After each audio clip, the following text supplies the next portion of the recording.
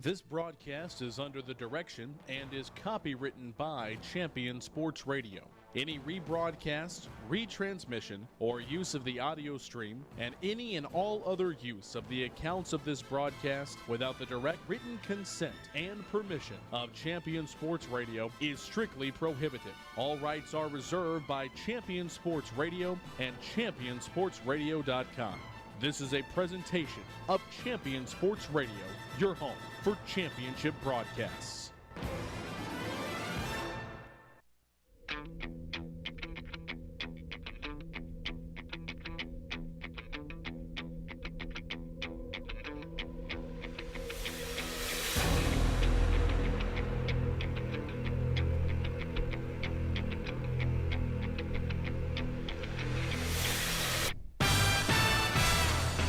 Good evening, everyone. From Marauder Stadium in Flower Mound, Texas, I'm Kerry Lowry alongside Colton Pettijohn and Doug Steele, ready to bring you Marcus High School football. The campus is still buzzing over last week's game. The Marauders erased a 14-point halftime deficit to send the game to overtime, then blocked 2 field goals before Daniel Blaney knocked through the 37-yard game-winning field goal in the third overtime to beat Hebron 24-21. The win put Marcus atop the district at 2-0, but the biggest test of the season is tonight. The Allen Eagles are the 2-time defending state champions. They've won over 30 games in a row and are ranked number 1 in this season yet again. The Marcus defense will face their biggest challenge yet, facing an Allen offense averaging over 50 points a game. First place in district is on the line tonight. It's the Marcus Marauders and the Allen Eagles next on Champion Sports Radio.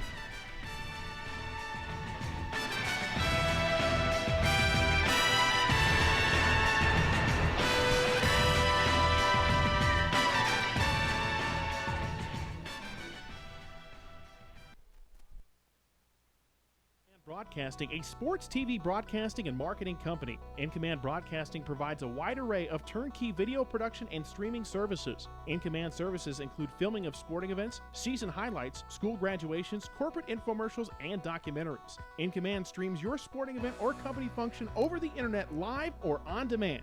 Call 972-851-7888 to raise the energy of your next event. In Command Broadcasting, 972-851-7888. Writer Gerald Early said that when they study our civilization 2,000 years from now, there will only be 3 things that Americans will be known for: the Constitution, baseball, and jazz music.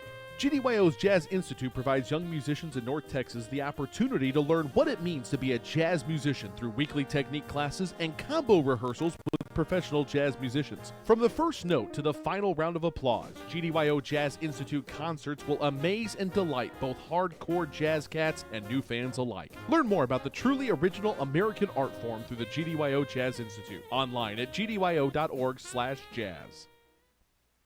There's a time and a place for everything. As you'll see, projections for the next quarter are... He shoots, he scores! 2 points for team middle management. The office is not one of them. Jack, can I see you in my office? No pouting, it's your ball. Let's see what you got. But Whirly Ball is. For corporate events, team building, and private parties, Whirly Ball in Hearst and Plano is electric fun. Test your skills on the arcade games. Zip around in your Whirly Bug for a Whirly Ball competition. Or play the most affordable laser tag in the city. Learn more at whirlyball.info. Point of Origin Design is your one-stop shop for all your apparel, promotional, event, or team uniform needs. Point of Origin Design is a full-service design and logo creation company that offers a wide variety of imprintable and embroidered products. With competitive pricing and quality work, you can't go wrong with Point of Origin Design. It's always best to start at the right point, so visit them online at pointoforigindesign.com. Let them help you plan your next promotional item or design your next t-shirt. That's online at pointoforigindesign.com. The Centers for Disease Control and Prevention estimates that nearly 4 million brain injuries occur every year due to sports in the U.S.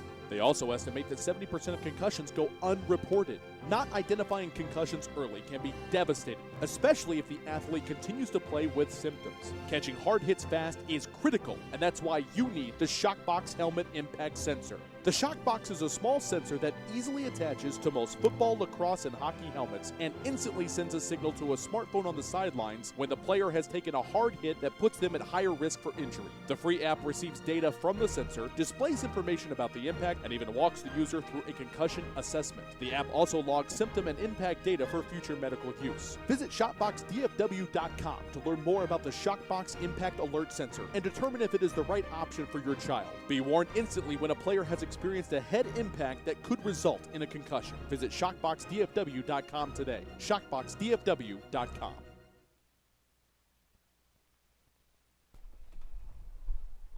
And we're back here at Marauder Stadium. It's the Whirly Ball pregame show on Champion Sports Radio.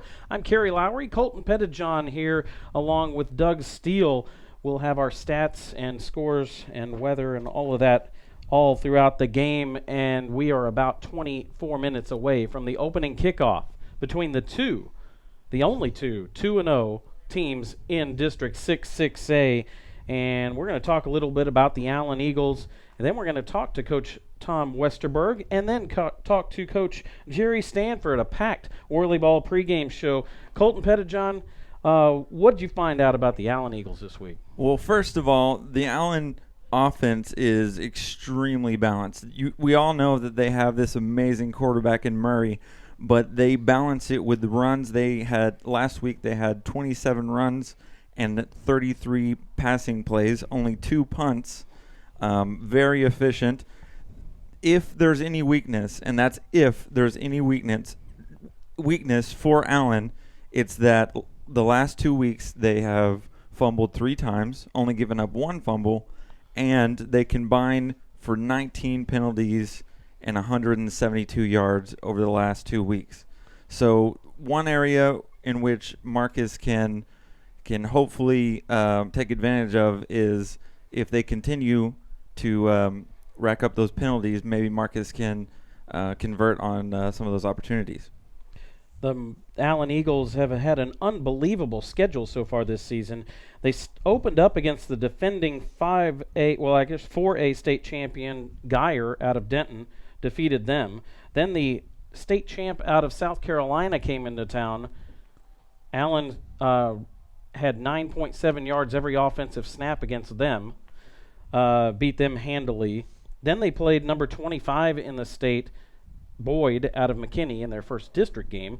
3 really, really tough games. And then last week against what should be a playoff-bound Plano squad, and tore them apart 42-3. So the fact that they're 4-0, really, they've really piled up the opponents so far this season. Yeah, and the quarterback, his numbers are outstanding. He averages 10.8 yards a pass and 14.4 yards a carry.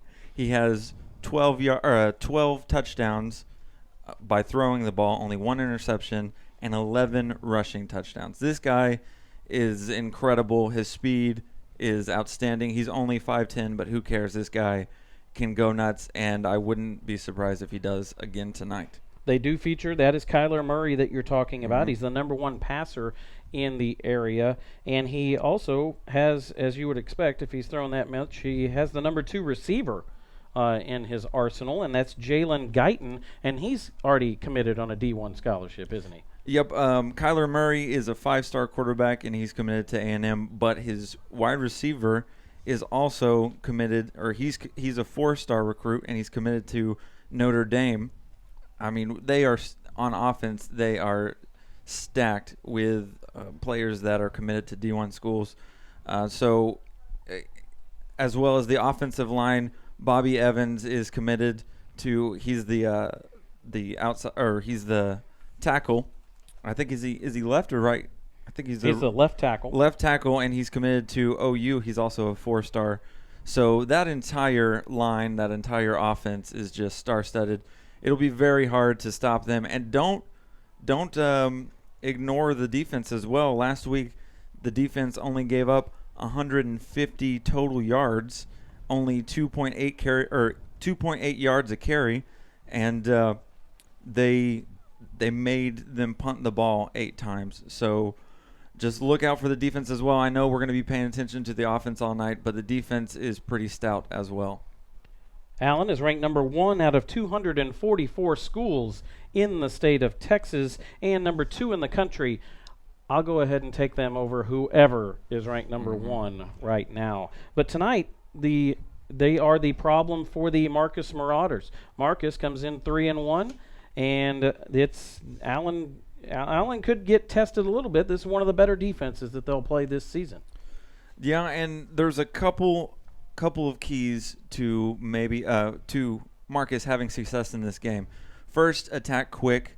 What you're going to want to do is try to, if you get the ball first, punch them in the mouth, get them back on their heels, try to score first, and then try to make them, and I know this sounds crazy, but try to make them run the ball, because when they throw the ball, they're crazy, but try to put the ball in the running back's hands. The running back only has, and I say only has, 300 yards for 3 touchdowns, but they don't give it to him all that much. He averages 7 yards a carry. So I would say try to get them to run it a little more and take advantage, like I said earlier, take advantage of those penalties and try to force turnovers. We come back on the Whirly Ball pregame show. We're going to talk to the coach of the Allen Eagles, Tom Westerberg. You are listening to Marcus Football on Champion Sports Radio. Stay up on all the latest news about the teams you care about and know when your favorite games are on the air thanks to Champion Sports Radio social media.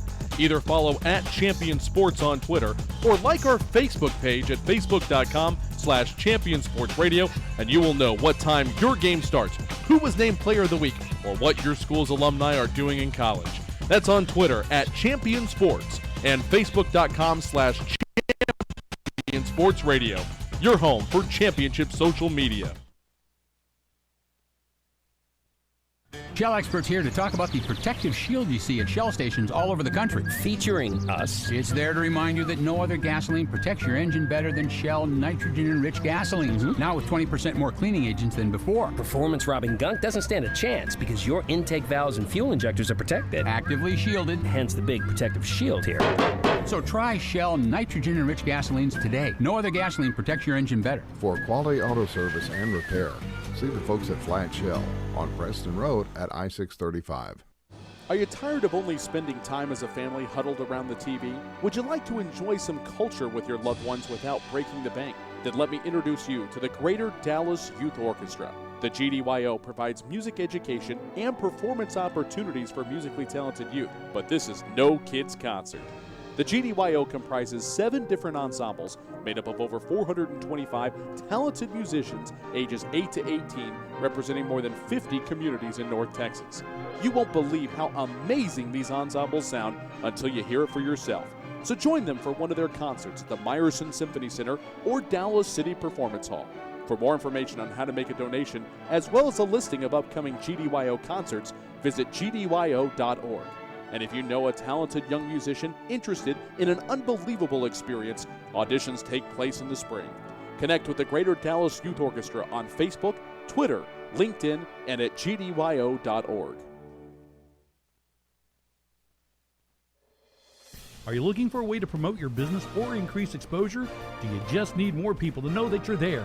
Join the Champion Sports Radio team and advertise during these games. In the last 4 years, Champion Sports Radio has broadcast over 600 games to more than 3.5 million listeners. And Champion Sports Radio wants to help you use major high school sports to reach thousands of local fans right in your community. Think about it. Die-hard fans just like you tune in each and every week, giving your business unparalleled access to the community. It's the perfect way for smaller individually owned businesses to cultivate a core clientele or expand their already loyal customer base. To secure your prime commercial spot during the broadcast, contact Thomas Lee at Champion Sports Radio by phone at 972-741-0334. That's 972-741-0334 or online at championsportsradio.com. Champion Sports Radio, your home for championship broadcast.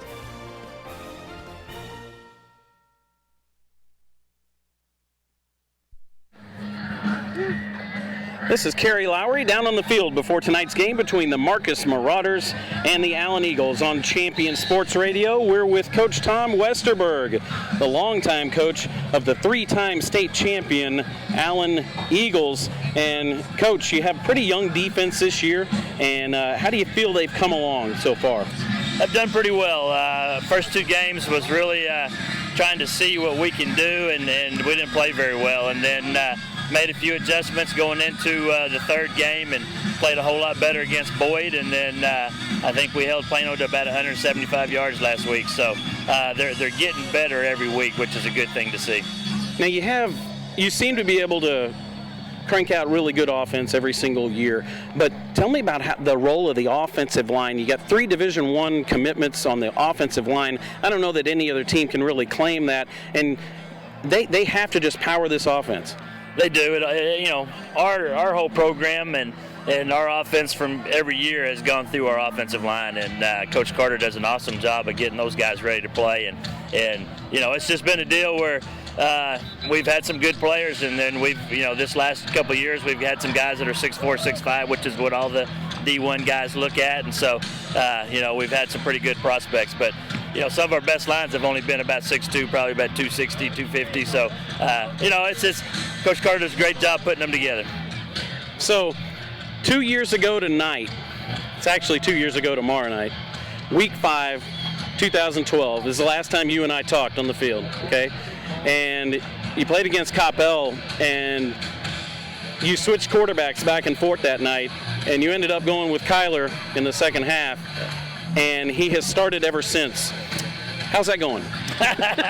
It's going great. It was a deal where we were looking for, we just weren't right, and ended up going with Kyler in the second half of that game, and he kind of got us back in the game, and we ended up losing in overtime. Didn't coach very well, but he kind of took over from there, and our offense has been in his hands ever since, and it's been pretty good. Now that was the last loss for the Allen Eagles, so I'm not saying anything. 2 years ago, that's the last time we talked. So have you figured my appearance into your game plan tonight? Not at all. I forgot you're even going to be here, so it doesn't matter. Man, I'm hurt by that. All right, well, it's great talking to you again. We did a lot of games together back in the 2000s when you were on the way to the state championship. It's good to see you. Coach Tom Westerberg, good luck tonight. All right, thanks a bunch, Kerry. All right, that's Coach Tom Westerberg on Champion Sports Radio. We'll be back with this game coming up. It's the Marauders and the Allen Eagles.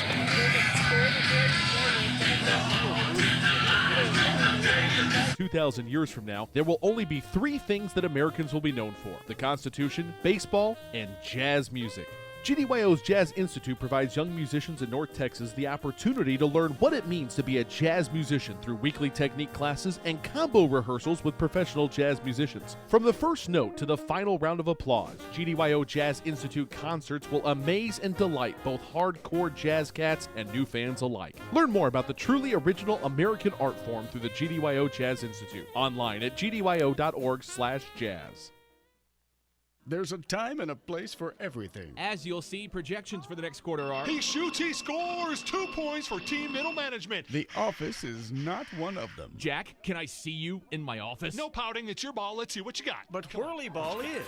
For corporate events, team building, and private parties, Whirly Ball in Hearst and Plano is electric fun. Test your skills on the arcade games. Zip around in your Whirly Bug for a Whirly Ball competition. Or play the most affordable laser tag in the city. Learn more at whirlyball.info. Point of Origin Design is your one-stop shop for all your apparel, promotional, event, or team uniform needs. Point of Origin Design is a full-service design and logo creation company that offers a wide variety of imprintable and embroidered products. With competitive pricing and quality work, you can't go wrong with Point of Origin Design. It's always best to start at the right point, so visit them online at pointoforigindesign.com. Let them help you plan your next promotional item or design your next t-shirt. That's online at pointoforigindesign.com. The Centers for Disease Control and Prevention estimates that nearly 4 million brain injuries occur every year due to sports in the U.S. They also estimate that 70% of concussions go unreported. Not identifying concussions early can be devastating, especially if the athlete continues to play with symptoms. Catching hard hits fast is critical, and that's why you need the Shockbox Helmet Impact Sensor. The Shockbox is a small sensor that easily attaches to most football, lacrosse, and hockey helmets and instantly sends a signal to a smartphone on the sidelines when the player has taken a hard hit that puts them at higher risk for injury. The free app receives data from the sensor, displays information about the impact, and even walks the user through a concussion assessment. The app also logs symptom and impact data for future medical use. Visit ShopboxDFW.com to learn more about the Shockbox Impact Alert Sensor and determine if it is the right option for your child. Be warned instantly when a player has experienced a head impact that could result in a concussion. Visit ShockboxDFW.com today. ShockboxDFW.com.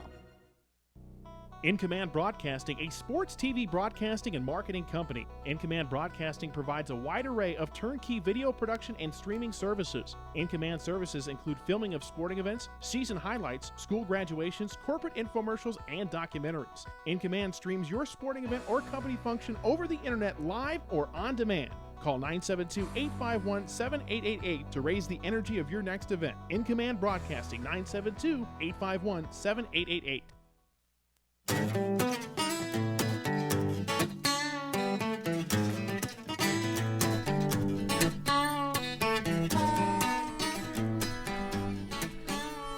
And we're back here on the Marcus Marauder Football Network Champion Sports Radio. 8.5 minutes to go until the opening kickoff between the two undefeated teams in District 6-6A, the Marcus Marauders and the number one in the state, Allen Eagles. Kerry Lowry with Colton Pettijohn. And Colton, the Marcus Marauders come into this game 3-1. They're 2-0 in district, and it's been about their defense so far. They're number 5 in the area in yardage, number 6 in the area in allowing points. Yeah, and their defense really came into play the second half and the 3 overtimes of last week's game. They only let up, I think, around 80 to 90 yards of total offense. Their defense just did really well, and they are going to need them to come out if they have a chance of even competing in this game tonight. Again, number 5 in the area, number 1 in the district, and they allow 5.5 yards a rush, but only 4 yards per pass. Now, here is a stat that I'm going to say because it might be the last time I can say it. The longest pass play Marcus has allowed this season is 16 yards. Now, I think Doug is trying to set the odds on how how fast it'll take for that to get broken. But, you know, even with that, it's a fantastic mark, a benchmark for the Marcus Marauders defense to look at and say, we are really doing well in that category. Yeah, and last week they really got behind. You know, you always have Andrew Fitzgerald doing really well, being a star defensive end. But last week, Jacob Carmichael was everywhere. 9 tackles, 4 for loss, one for a fumble, forced a fumble, and he ended up being the Sports Day High School Hero of the Week. The Dallas Morning News give out an award each week for a high school player that does really well, and he won the award this week for his performance last week, doing a great job. And that entire defense, you can't really credit one person or another. Everyone on the defense, and they had part of their offensive line out there helping the defensive front, along with a couple of backup players, just really making a name for themselves. B.J. Copeland came in. We haven't called his name the entire year, and last week he showed up on a couple big plays. So we talk a lot about Marcus's offense, but their defense is silently what's really helping them out and keeping them in the game, and it definitely kept them in the game last week, and hopefully they can put up a fight here against Allen. When we come back on the Whirly Ball pregame show on Champion Sports Radio, we are going to talk to Coach Jerry Stanford, the new coach, first-year coach of the Marcus Marauders, and his thoughts on the season so far. You're listening to Marcus Marauder Football on Champion Sports Radio. Many heart conditions can be fixed, but many of us don't know we have a problem until it's too late. On April 2, 2009, Zachary Schraw, a 16-year-old sophomore offensive lineman, died of sudden cardiac arrest, the #1 cause of death among student athletes. Like so many SCA victims, Zach had no heart issues, nor did anyone in his family. If Zach had an echocardiogram, he might have been able to avoid suffering a condition that takes 10,000 of our youth each year. In his memory, Living for Zachary was formed to try and prevent SCA from taking the lives of youth everywhere. Join in the fight today and stop the silent killer of SCA by scheduling your young athlete for an echocardiogram, a procedure that can detect any heart issue with 99% accuracy. For more information, visit www.livingforzachary.org. That's living4zachary.org, and let your heart be heard.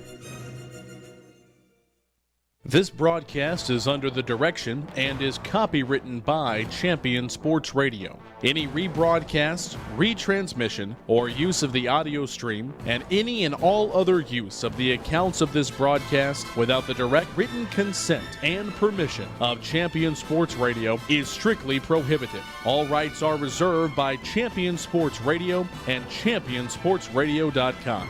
This is a presentation of Champion Sports Radio, your home for championship broadcasts.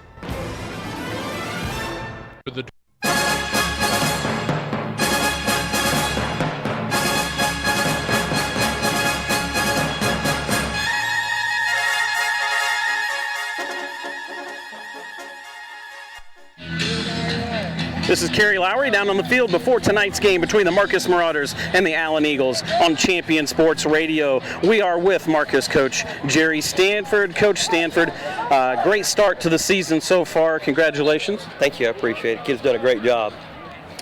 Now, you're running about 70 plays a game, and you're holding your opponents to 53 plays a game. That's really going to be put to a test tonight. But in general, the 70 plays versus the 53, is that exactly what you're aiming for? Yeah, we want to average 70 or more a game. That's on those. You look at the whole season, we play however many games we end up playing. That's what we want the average to be, is right around 70.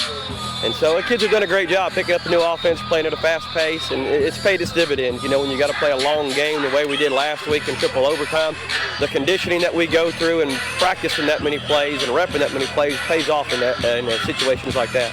And you know, that's funny you say that, because that was my next question. You have really dominated time of possession and yardage in the second half versus the first half, and you credit that to your conditioning coaching. Oh, absolutely. I mean, our kids it's an testament to them and their work ethic and hard work that they put into this deal, and they just work hard. They're extremely throughout each and every day, just taking day to time and just working on getting better with us, and the same thing going into this week. We got nothing to lose right here. We just need to focus on us and get better at what we do. Jacob Carmichael had a whale of a game last week. I called his name out a ton of times, and then he ends up in the Dallas Morning News being heralded for a Defensive Player of the Week.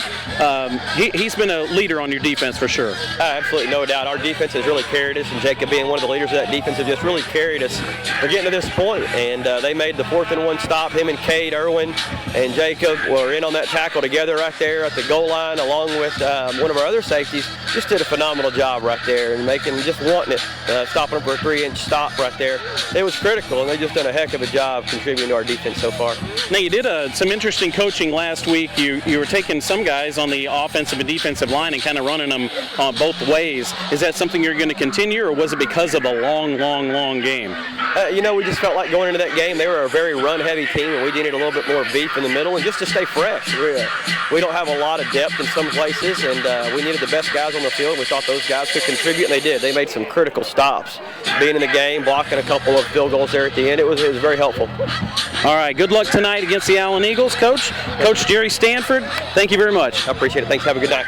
All right, that's Coach Jerry Stanford of the Marcus Marauders down here before the game against the Allen Eagles, a formidable opponent on Champion Sports Radio. We'll be right back.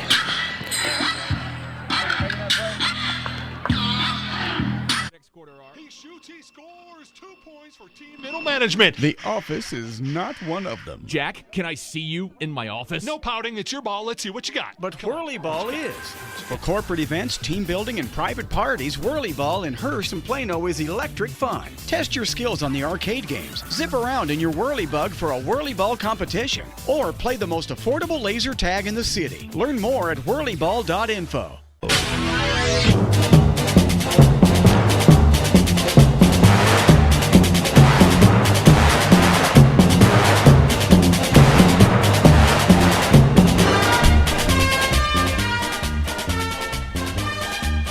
Back here at Marcus Marauder Stadium on the campus of Marcus High School.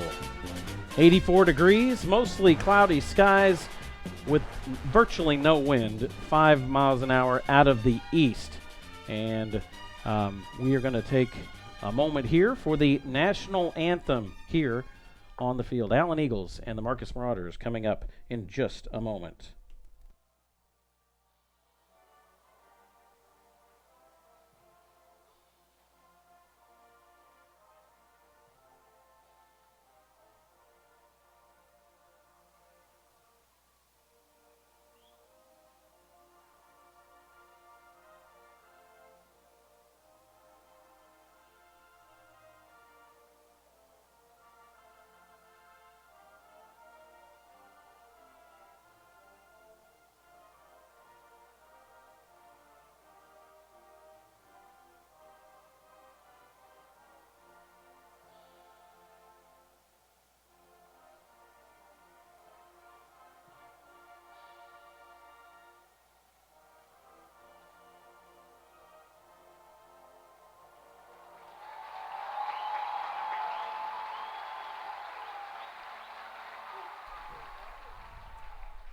And we are just about ready for the opening kickoff. The Marquette's on the field right now. The color guard clearing off. The Marquettes will clear off. The inflatable tunnels have been cleared off. And we're about ready to actually play football here after all the festivities. And 12 minutes on the clock for Texas high school football. The referees are getting set out there in the middle of the field. And Jarvis Walker is the referee for tonight's game. He is helped out by the umpire, Michael Brown, the head linesman, Tim Cagney, and the line judge, Steve Beard, and the back judge, Rory Bernard. So we will, of course, be hearing a lot from Jarvis Walker. We don't necessarily have him mic'd up, Colton, but he'll be the one that's letting us know all the calls tonight. And hopefully there won't be that many. And to your point earlier, Marcus has stayed pretty penalty-free, only about 4 penalties a game for them through 4 games. Yeah, and that's really helped them out stay clean and really take advantage of the other team's penalties. Most weeks, we've seen the other teams get about around 10 penalties, and that's really helped them out. So, Alan, if you're listening, if you could really help us out with a couple of penalties here and there, that would definitely, we would appreciate it. But in all seriousness, Alan, that's one of their only weaknesses, if they really have any weaknesses, is giving up some penalties. So maybe Marcus will take care of business and really take advantage of those penalties. It looks like Marcus, we're going to be kicking off to Allen to start off the game. Marcus is heading left to right. And they are dressed in a different uniform, seeming like every week, like the Oregon Ducks. This time it's red jerseys with bright white numbers, thankfully, and white helmets with an M on them. Here is the opening kickoff. It's down to the 16-yard line. Bringing it back is Allen, and across the 32 to maybe the 33-yard line, and that is Jalen Guyton. And look for him, the Notre Dame recruit, and he is the number 2 wide receiver in all of the area. And he also returns kicks. Yeah, and he's, like you said, 4-star recruit going to Notre Dame. This kid is going to be on our radar tonight. He is the favorite target for Kyler Murray, so I would not be surprised if we're calling his name a lot tonight. Speaking of Kyler Murray, here he is in the shotgun behind a giant offensive line, and they start from the 33-yard line. First down and 10 here at Marauder Stadium, and it is a handoff, and Marcus bottles it up quick. And the handoff was, I believe, to the running back, David Feliciano. He has 304 yards this season so far, averaging 7.1, but he only got 2 yards there. Second down and 8 for the Allen Eagles. Yeah, that's a really nice way to start off the game. Here we go. Murray in the shotgun, as he will be most of the night. 7 in the box. He is back to pass. Big rush. Throws it down the middle of the field. It is caught by Jalen Guyton all the way down to the 25-yard line. Cade Irwin finally catches up to him, but he beat the secondary for the Marcus Marauders. And he is a quick guy out there. He was wide open, and surprise, surprise, his favorite target out there, Guyton, for the catch. 41 yards on that one from Murray to Guyton. 3 receivers go to the left side and a tight end on the right side. Pistol formation. Handoff Feliciano. He breaks through into up the hash marks. He's going to be very close to a first down. He's got it. 11 yards there, and quickly the Allen Eagles are all the way down to the 13-yard line in the first minute of this game. Shouting out instructions is Murray and goes back to the shotgun very quickly. Substitutions by Marcus. 3 receivers on the right side. Murray turns around, hands off to Feliciano. He has got a couple yards. Then he breaks free out of the first tackle, and he's driving all the way near the goal line, and he does not get there, but he's at the 1, and that will move the chains. It'll be first down and goal at the 1. And you can tell the defensive line is kind of surprised by Allen's choice of offensive calls. They normally get Kyler Murray started early and fast, and they really haven't he's only been in one play. He's handed it off the last 3 out of the last 4 plays. See what kind of formation they come to now. They're going to go with a double tight end set on the left side. 1 receiver out right, 2 running backs flanked beside Kyler Murray. Murray back to pass. Throws it out into the right flat. It is caught. Touchdown, Jalen Guyton. Yeah, and Murray just placed that ball perfectly on his shoulder, away from the defender. Beautifully placed throw. You can't do much better than that. Quickly on the board with 10 minutes, 7 seconds to go in the first quarter. Allen up 6-0, pending the extra point. The kicker is Sawyer Williams. He's got 33 points so far this season, only 2 field goals, 27 extra points. There's the snap. There is the kick. It is up. It is good. And quickly, getting the ball first, the Allen Eagles, and they go down the field and score. Marcus will get the ball when we come back. You're listening to Marcus Marauder Football on Champion Sports Radio. Point of Origin Design is your one-stop shop for all your apparel, promotional, event, or team uniform needs. Point of Origin Design is a full-service design and logo creation company that offers a wide variety of imprintable and embroidered products. With competitive pricing and quality work, you can't go wrong with Point of Origin Design. It's always best to start at the right point, so visit them online at pointoforigindesign.com. Let them help you plan your next promotional item or design your next t-shirt. That's online at pointoforigindesign.com.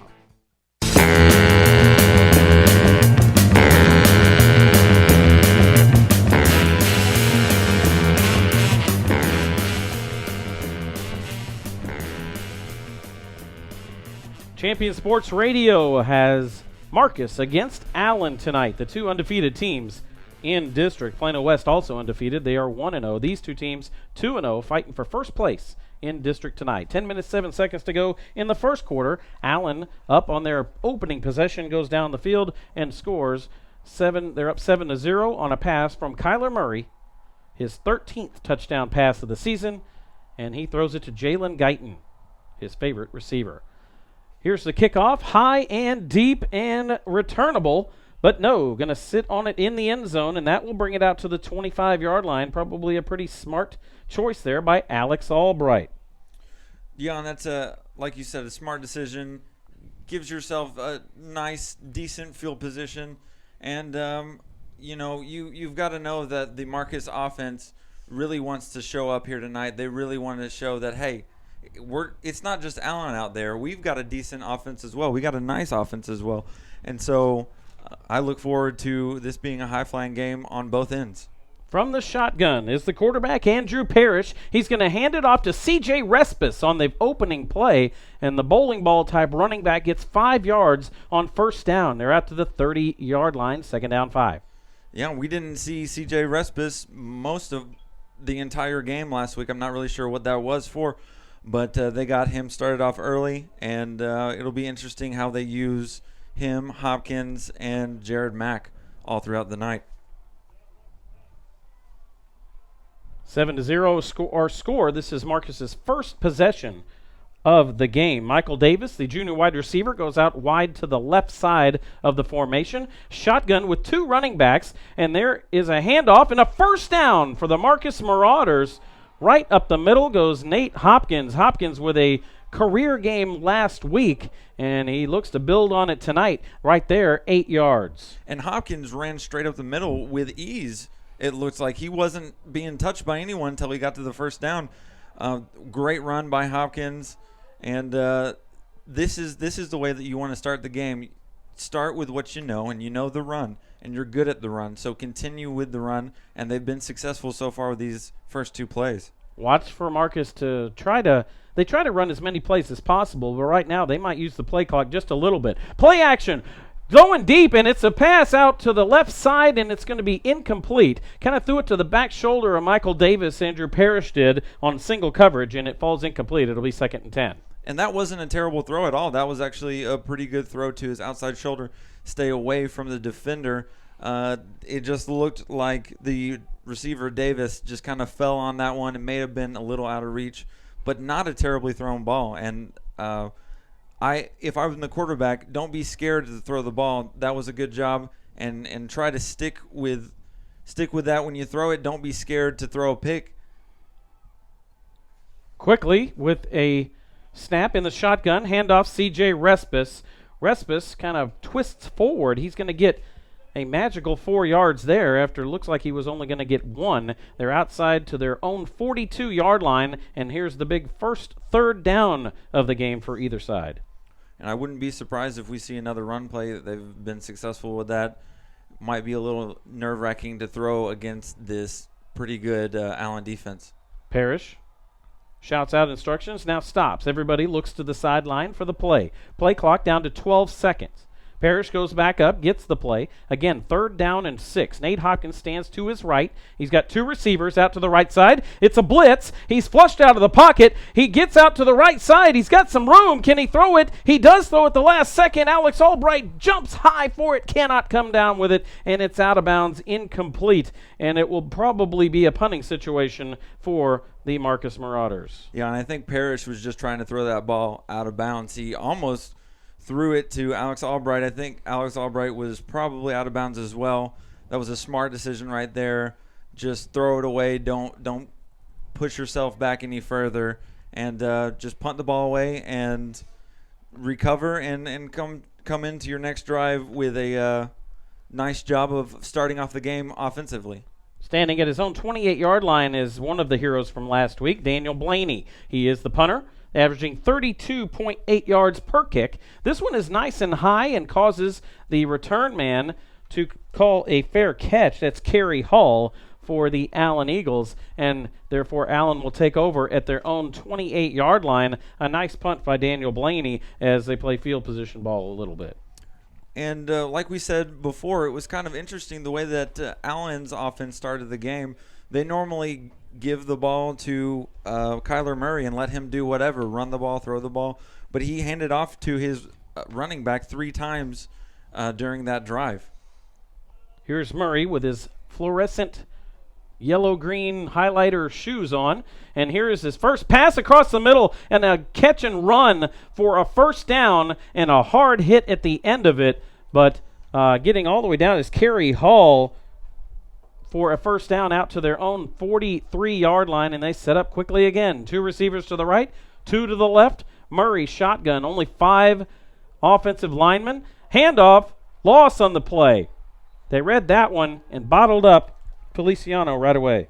Yeah, Andrew Fitzgerald, and he was accompanied by another defender. I'm not really sure who it was, but they jumped through to the backfield, and that's a loss of 1 on the play. Great job by the defensive line. 2nd down and 11. 3 receivers go out to the right side. The ball is on the left hash mark. Murray shotgun, back to pass, 4-man rush, throws it out. It's going to be dropped by Feliciano out of the backfield. He had him open. It could have been a first down, Colton. It would have been his 7th reception of the season, but instead he bobbles it and drops it. He had so much room to run there, too.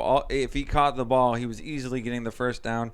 It looked like Jacob Carmichael played the run too much and didn't pull back on that the running back. The first third down faced for the Allen Eagles here today. From their own 42-yard line, Murray back to pass. He throws it deep. He's got Guyton down there, and it's going to be incomplete. It was uncatchable. There was contact down there, but nothing doing.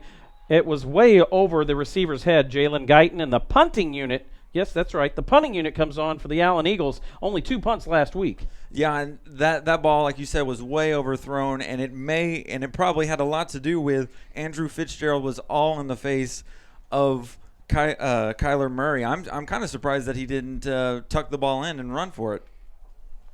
Back to kick is Kalen Herod, the punter for the Allen Eagles. He will be kicking it to Adam Winston, who's averaging 12.5 yards per punt return. But Winston is going to have to let this one take a huge Allen roll all the way down to the 10, 9, 8, and 7 different Allen Eagles have it surrounded. They down it there. Ends up being a tremendous punt, even though it was actually a pretty short one. But it ends up in the favor of the Allen Eagles. Raising Cane's. Hey, fans. Lupe at Raising Cane's on FM 407 loves Marcus football, and they're proud to support the Marauders. So be sure to stop by and see them after the game. Yeah, the offense didn't really get started like they wanted to, and this is not great field position. I think they're on the 8-yard line. Will be an uphill battle. And there's a handoff to... We'll find out who. It's from Andrew Parrish to believe Jared Mack, who's in. No, it's Nate Hopkins, who's into the game after the big 200-yard effort last week. He picks up 4 yards on first down. They're finding some room in between those tackles there, Colton. That offensive line doing its job. You know, and it's tough when you go behind early, but if you're doing a great job at running the ball, which they are, they need to stick with the run. Caden Smith goes into motion. There's a handoff, and again, Nate Hopkins, and again a first down for the Marcus Marauders out to the 21-yard line. They now have breathing room. And it's not only Allen that has a huge offensive line. Marcus has a ginormous offensive line as well, and they have done a great job of giving Hopkins some holes to run through, and we have another first down. From the 21-yard line, again, the Allen defense is unranked. They have allowed a lot of yards to a lot of really good opponents. They should get better as district goes on, but they have been susceptible. And here's a pass out to the left side. It is going to be caught out at the 26-yard line. And the catch is made there by Bryce Kubas, his third catch of the season. It's a short one. Make that 4 yards. 5. Yeah, it'll be second down and 5.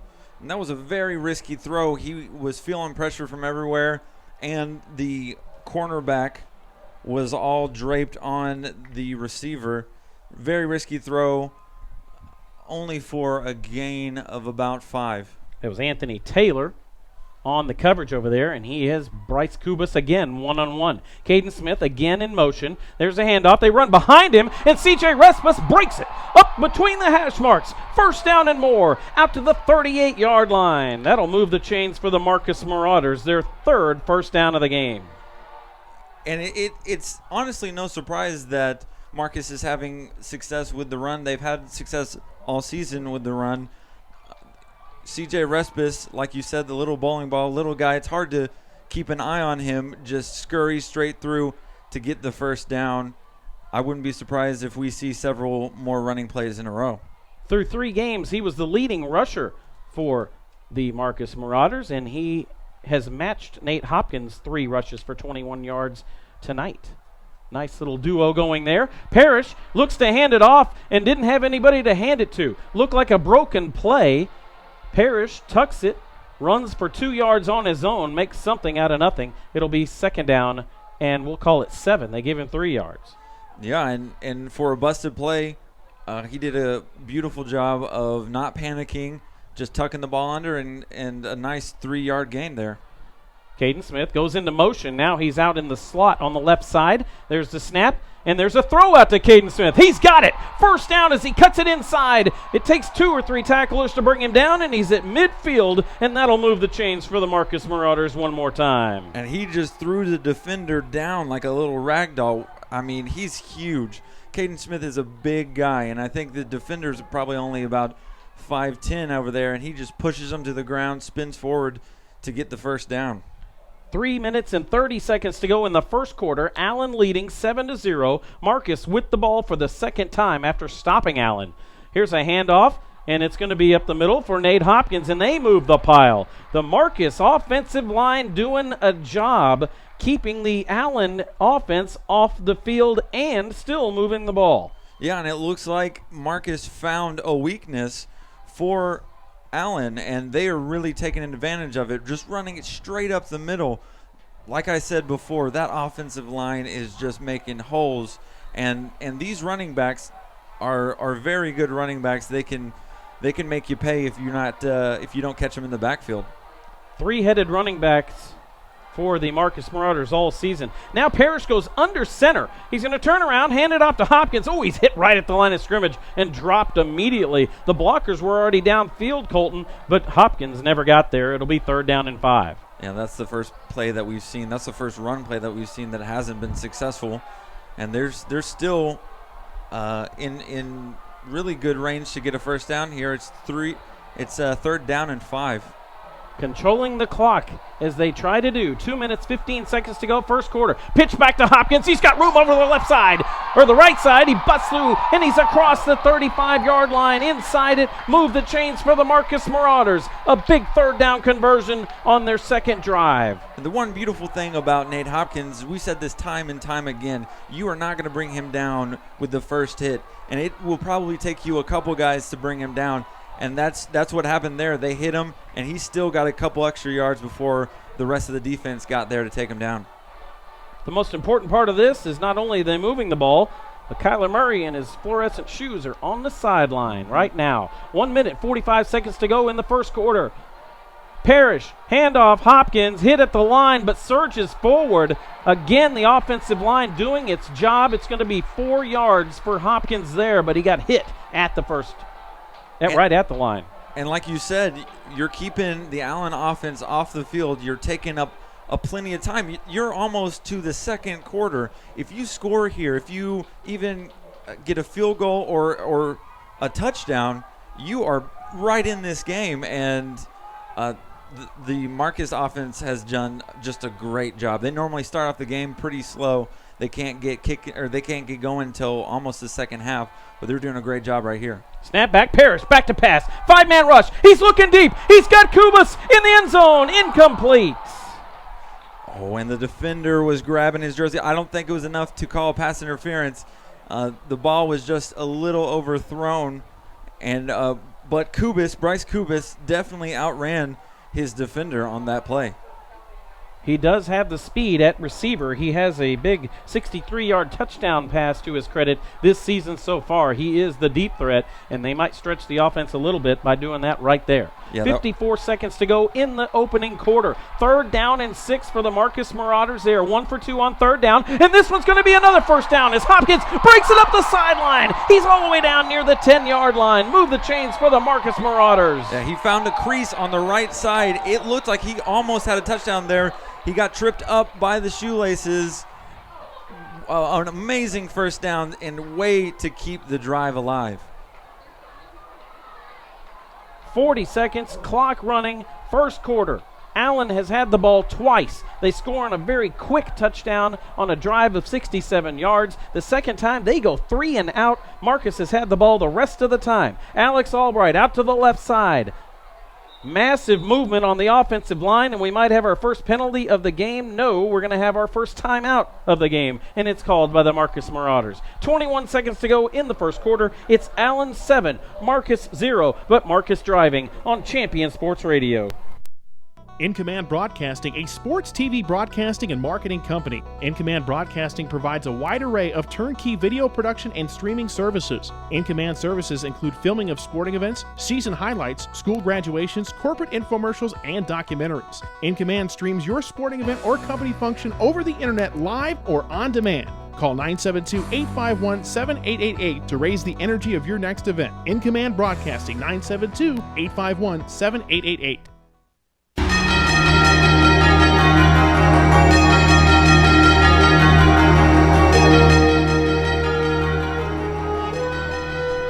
Back here in the closing minute of the first quarter, Marcus down by 7 to the Allen Eagles, but Marcus on a march all the way down to the 13-yard line of Allen with the ball. First down following their timeout. This is a long drive. We're up to 12 plays, 79 yards for the Marcus Marauders. Remember, Colton, they were the victims of a monster punt and a huge roll for Allen, and they started, I believe, at their own 12-yard line or something like that. I think it was the 8-yard line, and this is how Marcus, their offense has been all year. Very methodical. They take sometimes 12, 15, 18 plays to get it done, but they are pushing, and they are wearing out this defensive front. Here's the same play they were going to run. There's all that motion. 3 tight ends over on the left. It's a student body left. Nate Hopkins with the ball, cuts it back inside. He's inside the 5, down to the 4. And Nate Hopkins was so patient there. He could have just jet to the left side and tried to head for the corner of the end zone, but he was patient. He let his blocks, his lineman block for him, and he followed his blocks. Great job, and a near first down. I think it's going to be a 2nd down and 2. 0-0 is on the clock. The first quarter has ended, and the Marcus Marauder fans are all on their feet. They are hanging with the number 1 team in the state, the Allen Eagles. This is Champion Sports Radio. Stay up on all the latest news about the teams you care about and know when your favorite games are on the air thanks to Champion Sports Radio social media. Either follow @Champion Sports on Twitter or like our Facebook page at facebook.com/ChampionSportsRadio, and you will know what time your game starts, who was named Player of the Week, or what your school's alumni are doing in college. That's on Twitter @Champion Sports and facebook.com/ChampionSportsRadio, your home for championship social media.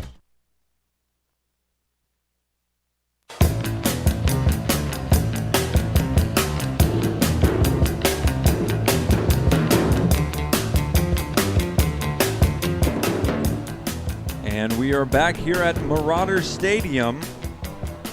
This is the beginning of the second quarter, And Marcus is hanging in there.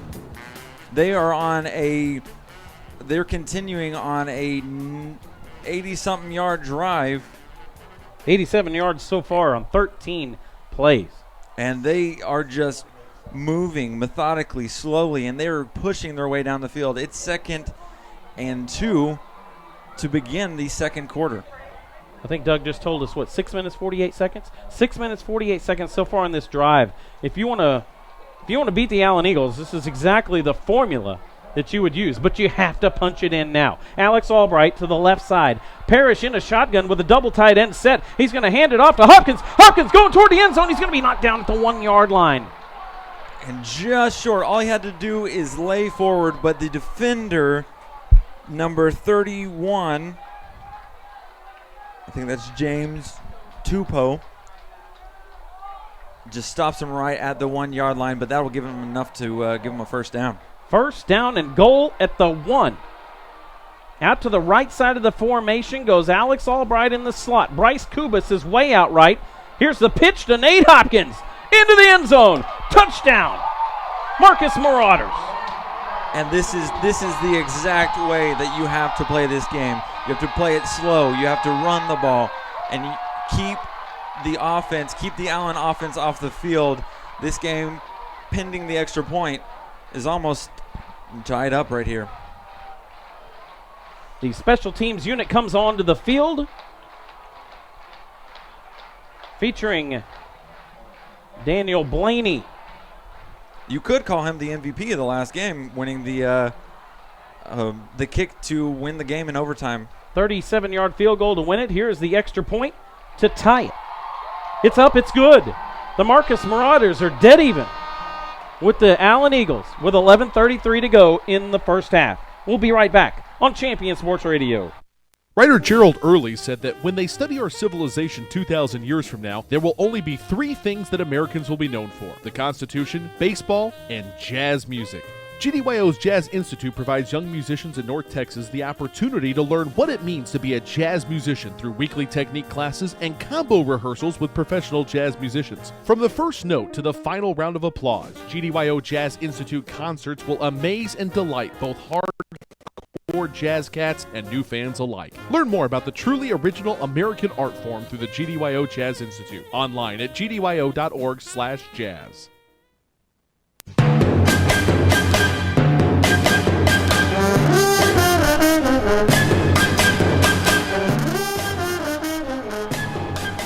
"11 minutes, 33 seconds to go in the first half. Kerry Lowry, Colton Pettijohn, Doug Steele on Champion Sports Radio.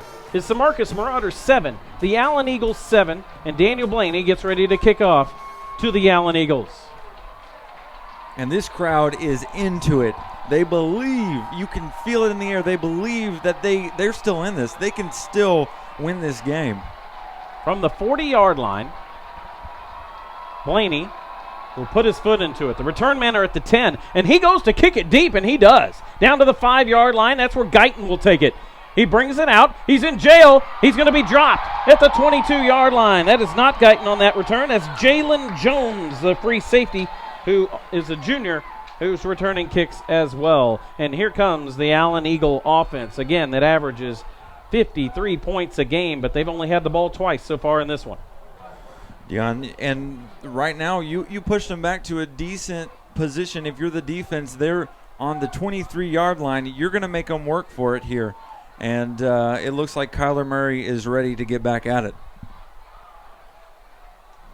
He's got a tight end formation here. 2 receivers to the left side, 1 to the right. He's going to hand it off to Feliciano, who has all kinds of room over on the left side. It'll be a first down. Give him probably 11 yards on that run, and that'll move the chains for the Allen Eagles. And this is extremely surprising. We're in the second quarter, and we haven't seen Kyler Murray run the ball once. That shocks me. He averages, 14 yards every time he runs. Mm-hmm.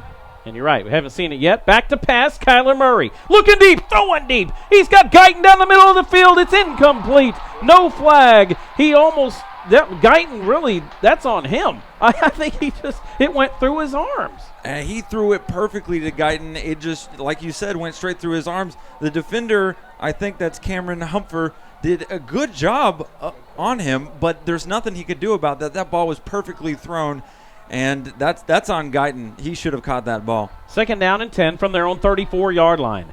11 minutes to go in the first half. Allen with the ball. Handoff. Hit behind the line of scrimmage. And the fumble! Marcus is going to pick it up. I believe they've recovered the fumble. We're going to find out it took about 3 bounces, and the Allen Eagles recover it. The ball bounces right back to an Allen Eagle after it was in the hands of 2 different Marcus Marauders. Oh, my gosh. If you're watching this game, your heart just dropped. The ball, first of all, they pushed the running back behind the line of scrimmage, and they had him stop. And then he just carelessly just kind of let the ball go, and the ball jumps out, and lucky for Allen, they recovered the ball. 3rd down and 15. Allen 0 for 1 on 3rd down so far. You might see the Kyler Murray run show here. Here's the snap. Back to pass. Throws it downfield, and it's going to be incomplete. Skying for it is the receiver, Guyton, and he can't come down with it. And that was a nicely thrown ball, a little high, but it looked like Guyton was going to get the ball. But the defender, Cameron Hupfer, was there to push him out of bounds. The ball kind of popped out of the wide receiver's hands. Back to kick is Kalen Herod, and Marcus looks to get the ball back. Adam Winston will be the return man. And you just got to credit. You just have to credit the Marauder defense here. They believe they can do this. They finished the other game, last week's game, strong, and they're continuing tonight, being very strong in their run and pass defense. There's the snap back. It's a good one. Here's the kick. It's a good one. It turns over. Winston running backwards makes the fair catch. Wow, that's a tough one. It could have bounced all the way into the end zone from the 26-yard line. He does a great job of stopping it, and that's where Marcus will start first down and 10. Hey, fans, individual photos are available for all of our teams this year, including the cheerleaders, sports medicine, and managers. The photos are available at marcusfootball.com. Just click on photos or go to photos.marcusfootball.com. You can download the images, purchase prints, posters, buttons, and more. Log on today to check them out. All proceeds go to the Marcus athletic teams. 9 minutes, 54 seconds to go in the first half. And here is a handoff. It looks like Jared Mack gets the ball for the first time. He's going to get 3 yards on first down. It'll be second down and 7. And I don't know about you, but the way that this game has started, besides the opening drive for Allen, this could not go any better right now for Marcus. They're doing a good job of getting the offense off the field and doing a great job of methodically running the ball down on offense. There is an injury to an Allen Eagle right now on the field. We'll take a break, check on the injury, and come right back. 9:42 to go in the first half. It's Marcus 7, Allen 7 on Champion Sports Radio. Are you looking for a way to promote your business or increase exposure? Do you just need more people to know that you're there? Join the Champion Sports Radio team and advertise during these games. In the last 4 years, Champion Sports Radio has broadcast over 600 games to more than 3.5 million listeners. And Champion Sports Radio wants to help you use major high school sports to reach thousands of local fans right in your community. Think about it. Die-hard fans just like you tune in each and every week, giving your business unparalleled access to the community. It's the perfect way for smaller individually owned businesses to cultivate a core clientele or expand their already loyal customer base. To secure your prime commercial spot during the broadcast, contact Thomas Lee at Champion Sports Radio by phone at 972-741-0334. That's 972-741-0334 or online at championsportsradio.com. Champion Sports Radio, your home for championship broadcast.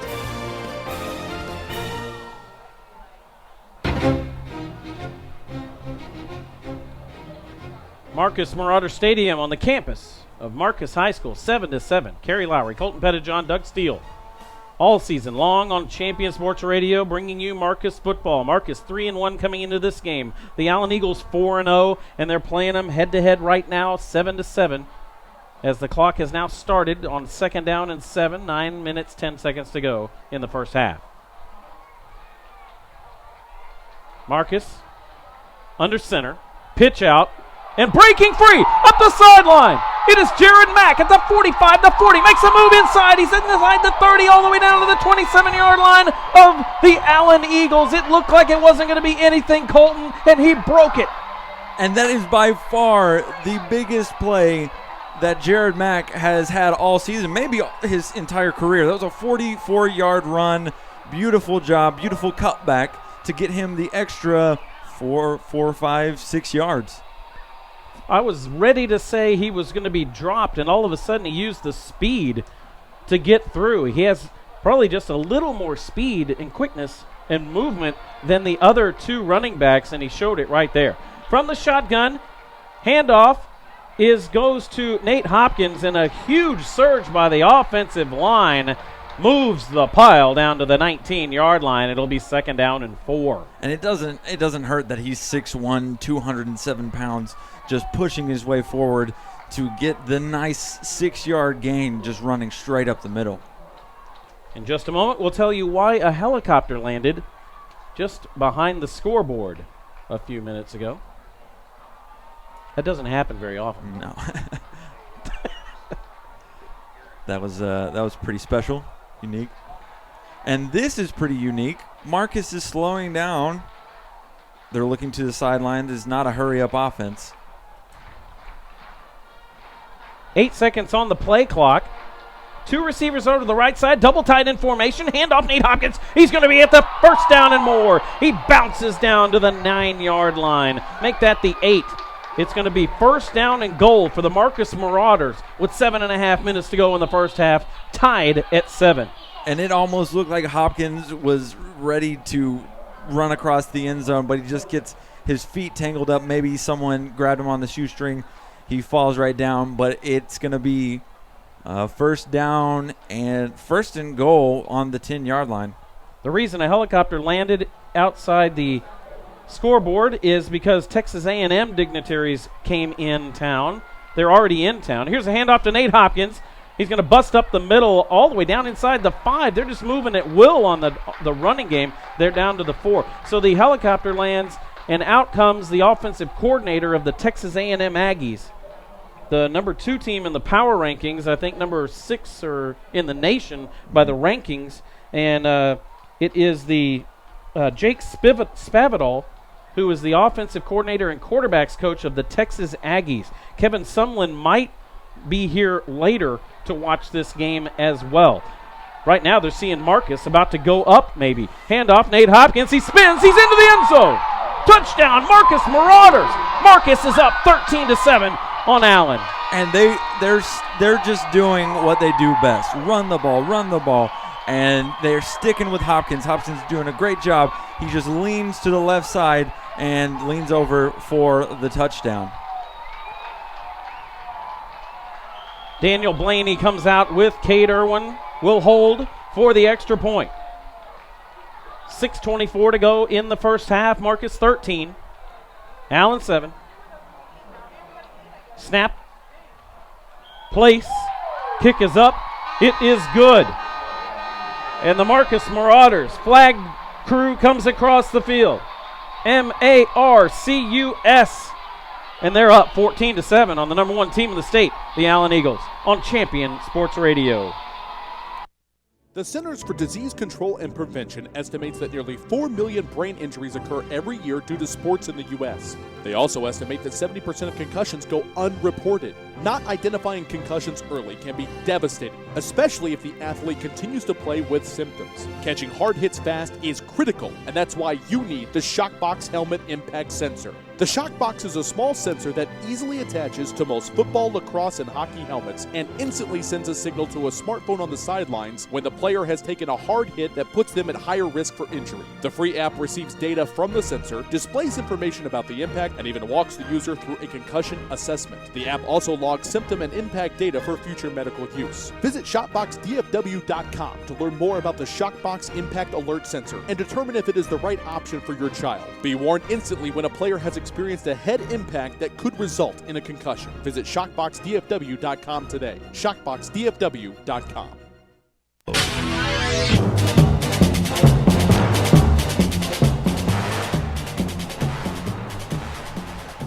Marauder Stadium on a Friday night is packed because the Allen Eagles are in town. The Marcus Marauder fans are on their feet for a kickoff. That's pretty rare. Daniel Blaney has it teed up at the 40-yard line, moving from right to left. Mark Allen in all their white uniforms, white helmets, white pants. There's the kick. It's going to go out of bounds, and that's going to be a penalty when that happens on a kickoff. And a punt, that's a pretty good deal. On a kickoff, it's not so good. Blaney kicks it out of bounds, and I believe that they will take over at the 35 or the 30. Yeah, I think it's the 35, and that's a tough break because you have all this momentum. You scored 14 points in a row, and you do something like that, and you cause a penalty and give them great field position. Actually, it looks like they just might re-kick altogether. That's what you do when you have return men that can run 4.3 40s. Mm-hmm. You make the other team kick it to you again. Back there is Jalen Guyton. And who's the other guy? Help me out. Where's Jalen Jones? Jalen Jones and Jalen Guyton. So 2 Jalens. I don't know that is going to happen again. So let's write that down. 2 Jalens returning the kick.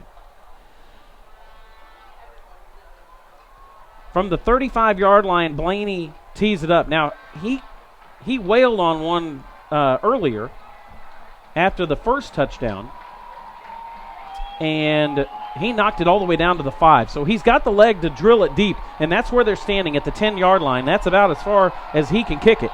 Here's the adrenaline. There's the kick. He pooches it, and it's going to go out of bounds again. I believe that, I'm not sure I've seen that, where 2 go out of bounds.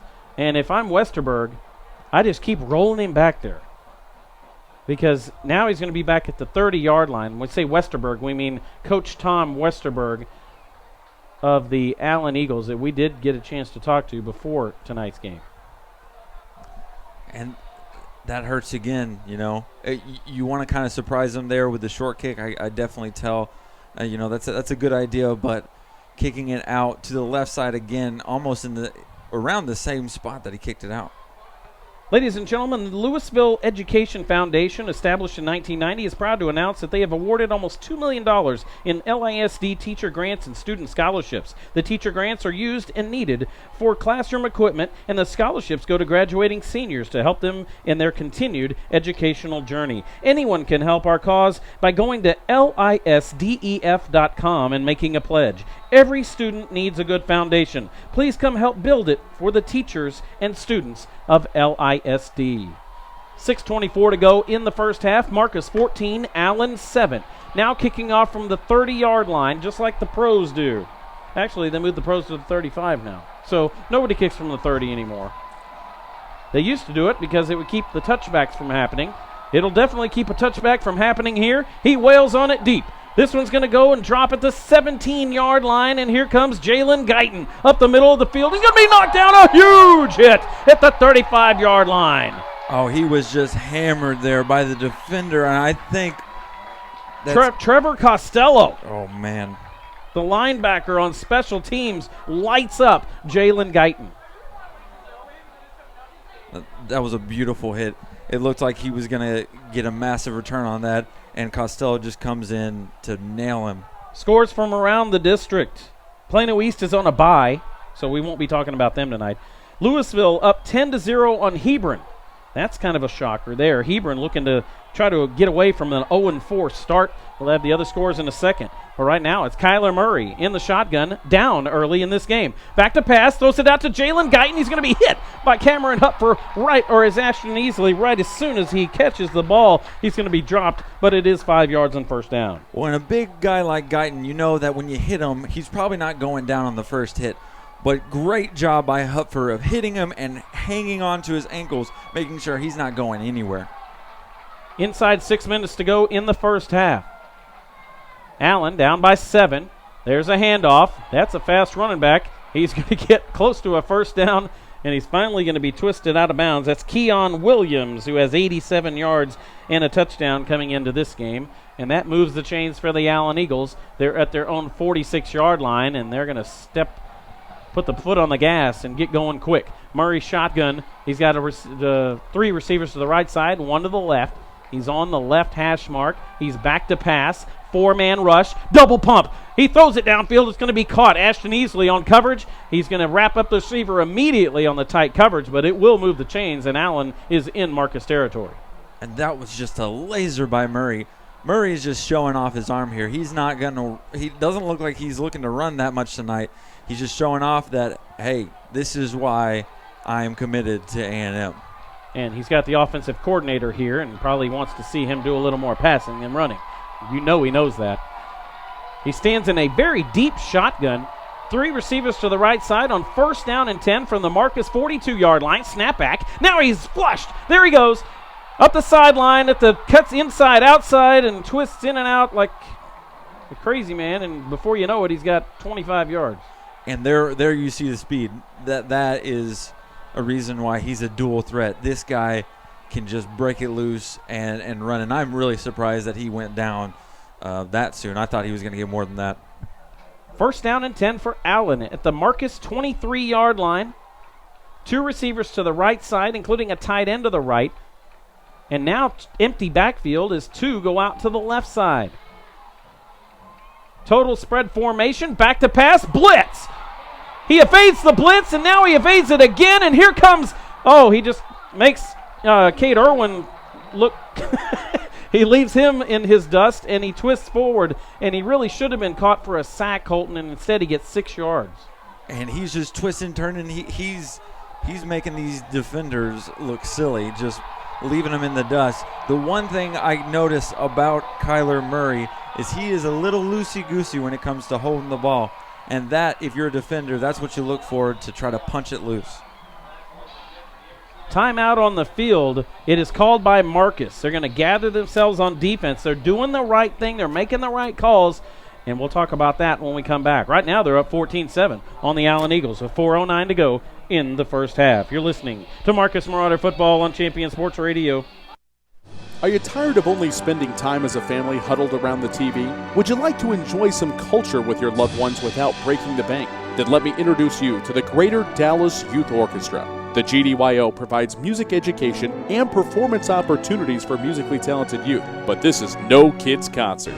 The GDYO comprises 7 different ensembles made up of over 425 talented musicians ages 8 to 18, representing more than 50 communities in North Texas. You won't believe how amazing these ensembles sound until you hear it for yourself. So join them for one of their concerts at the Meyerson Symphony Center or Dallas City Performance Hall. For more information on how to make a donation, as well as a listing of upcoming GDYO concerts, visit gdyo.org. And if you know a talented young musician interested in an unbelievable experience, auditions take place in the spring.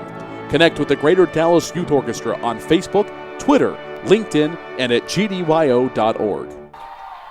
And we're back here with action, and here's the snap. Kyler Murray turns around and hands it off to Keon Williams, the senior running back, and he is going to get only 2 yards.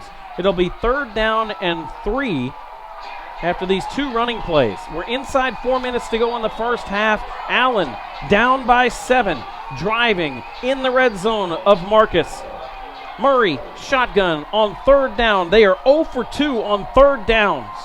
The Marcus defense on 3rd down all season has only allowed 23%, and they're doing it again tonight. And this time he breaks free. He won't get away. He's going to be pulled down. Oh, and it looked like he was about to get through the defensive line, and I think that was Andrew Fitzgerald that helped bring him down, just tackles him by the feet. And he's only, I don't think he got a single yard on that play. You know who that was? That was Creighton Barr that they brought in. Creighton Barr, the UNT commit at offensive line, is on defensive line, and they're going for it on 4th down and 3. Murray in the shotgun. 2 receivers to either side. He's back to pass. 4-man rush. He's flushed. He throws it into the end zone. It's incomplete. It's incomplete. There's a flag late.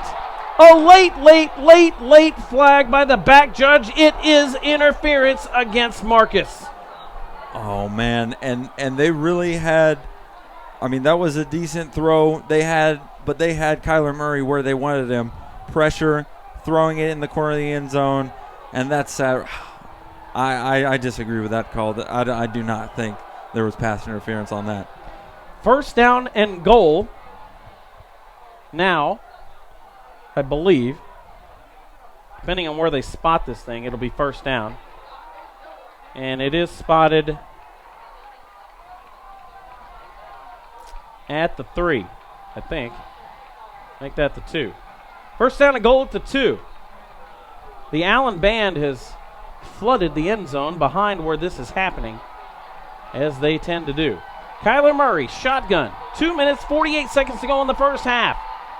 2 receivers to the right, tight end formation. He's got 1 running back. There's movement on the offensive and defensive line. The Marcus gets back, no flag. Allen, after the hard count, goes back. They have 7 on the play clock. Murray is ready to go again. 3 on the play clock. Murray's going to run. He goes out to the left side. He's going to be into the end zone, touchdown, but he just barely made it, but that's what counts. His 12th rushing touchdown of the season. And Kyler Murray's into the end zone, and we're a point away from tying this game here in the first half. And Trevor Costello looked like he had a beat on him, but, man, he's so elusive.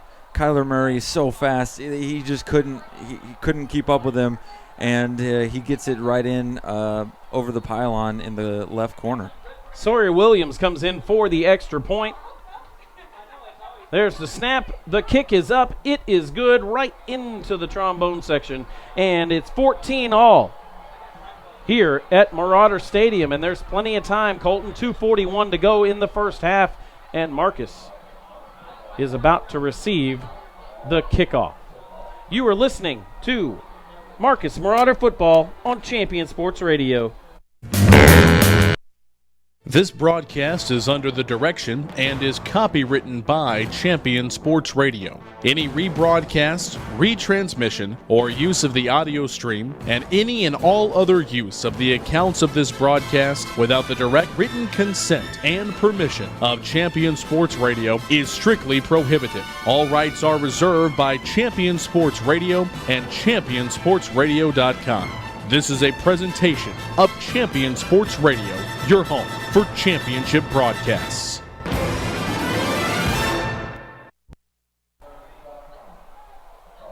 Back here at Marauder Stadium. Coming up on the Shockbox DFW halftime show, a nice long talk I had with the girls cross-country team from Marcus. They are number 1 in the state. You get to hear from them. A lot of the key members of that team we're going to talk to at halftime. Here's the kick from Sawyer Williams. He kicks it high and deep. It's going to be caught at the 1-yard line. Brought out there. And breaking free is Adam Winston. He gets some decent yardage, gets past most of the guys before an arm tackle at the 24-yard line. A nice return for Winston, and the Marcus Marauders will set up first down and 10. Actually, I think that was Alex Albright on the reception, or on the. Okay, sorry about that. Sorry. I know Alex's grandma is listening in Arkansas, so we got to correct that. I'm glad you corrected that, Alex. Alex was on the return there. 2 minutes, 34 seconds to go in the first half. 14-14, Marcus and Allen. Andrew Parrish in the shotgun. He takes the snap. He's going to hand it off to C.J. Respis. Respis wrapped up, but not until he gets about 2 yards. It'll be second down and 8. Wheel Repair Solutions is the #1 wheel repair specialist in the DFW area. More than 12 years experience in aluminum rim repairs, refinishing, and custom color changes. Independently owned and operated, Wheel Repair Solutions wants to be your first choice in all wheel repairs. Marcus Football also brought to you by Salerno's Italian Restaurant.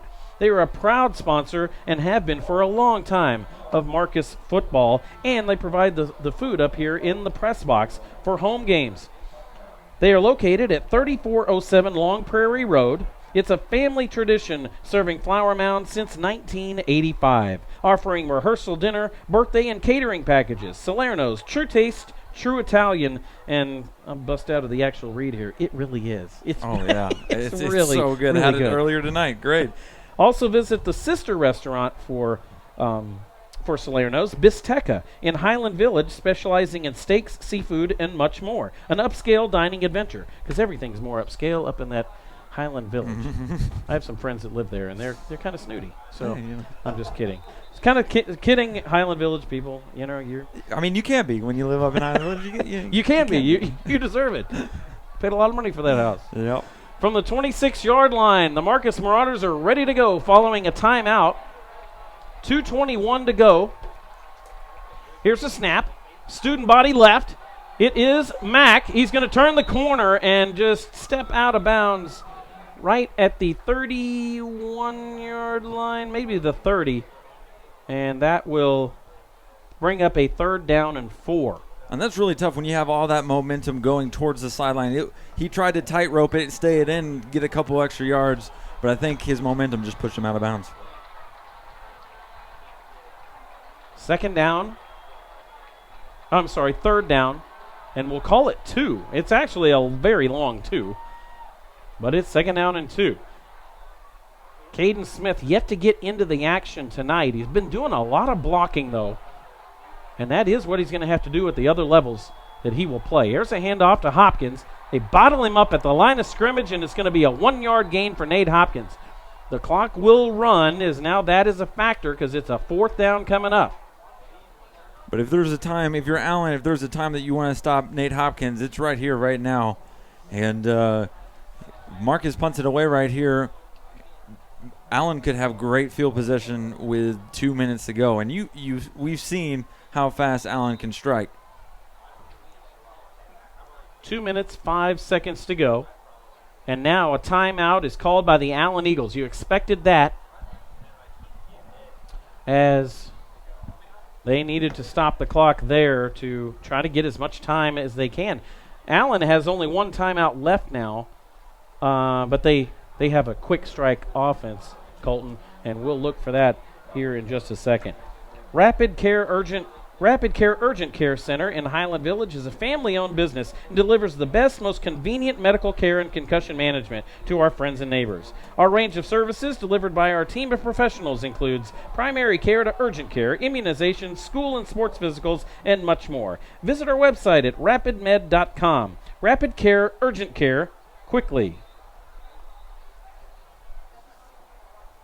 By the way, I love Highland Village. Have I said that?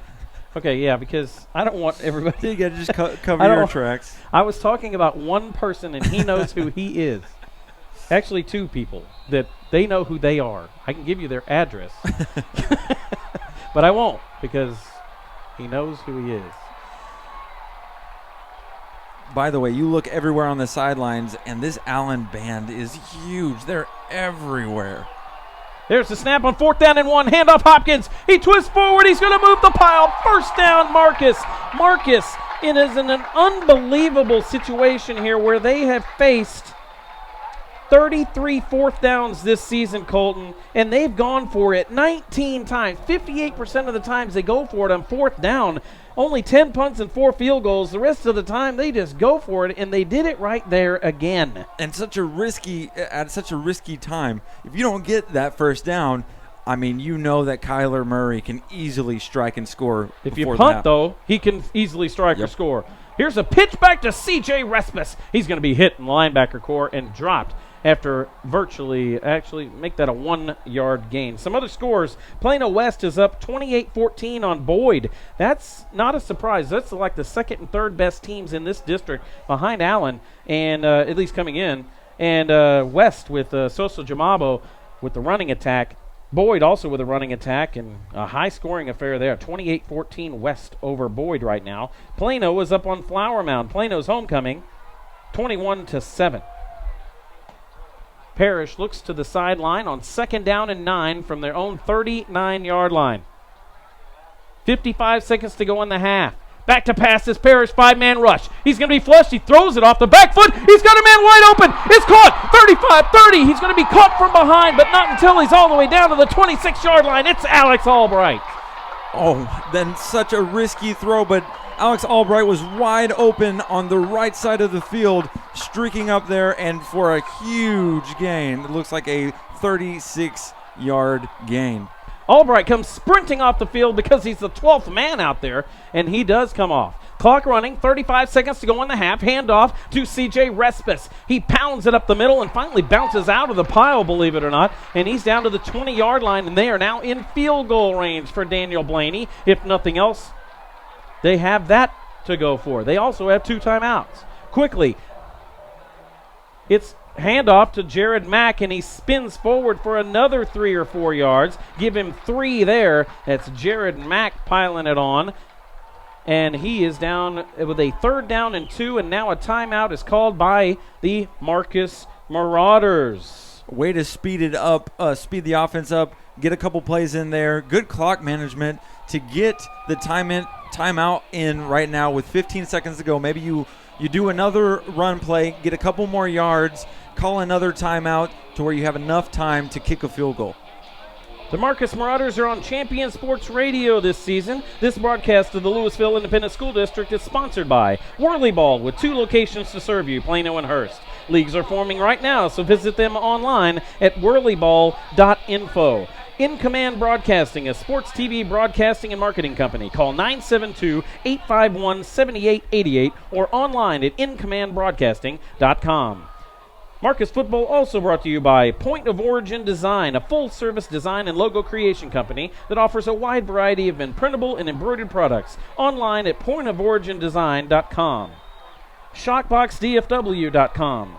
Be warned instantly when a player has experienced a head impact that could result in a concussion. Visit ShockboxDFW.com today. The Greater Dallas Youth Orchestra and the new GDYO Jazz Institute. Enjoy a cultural experience with your family without breaking the bank. Visit gdyo.org for more information. 15 seconds to go, and Marcus will run a play here on 3rd down and 2. Parrish back to pass. He throws it into the end zone to Caden Smith, and it's going to be incomplete. It could have been intercepted there, Colton. Caden Smith turned defender on that one. Yeah, and Caden Smith did a good job, and he actually, I think he tried to swat the ball out of bounds. That was a smart play by Caden Smith because it looked like the defender was in position to catch the ball. I don't know if he would have been pushed out of bounds, but great and smart play by Caden Smith. And the field goal unit comes out now with 9 seconds to go. Each team with 1 timeout. It is 4th down and 2. The ball is right in the middle of the field. It will be a 34-yard attempt for Daniel Blaney, who kicked the game winner last week. This one is up.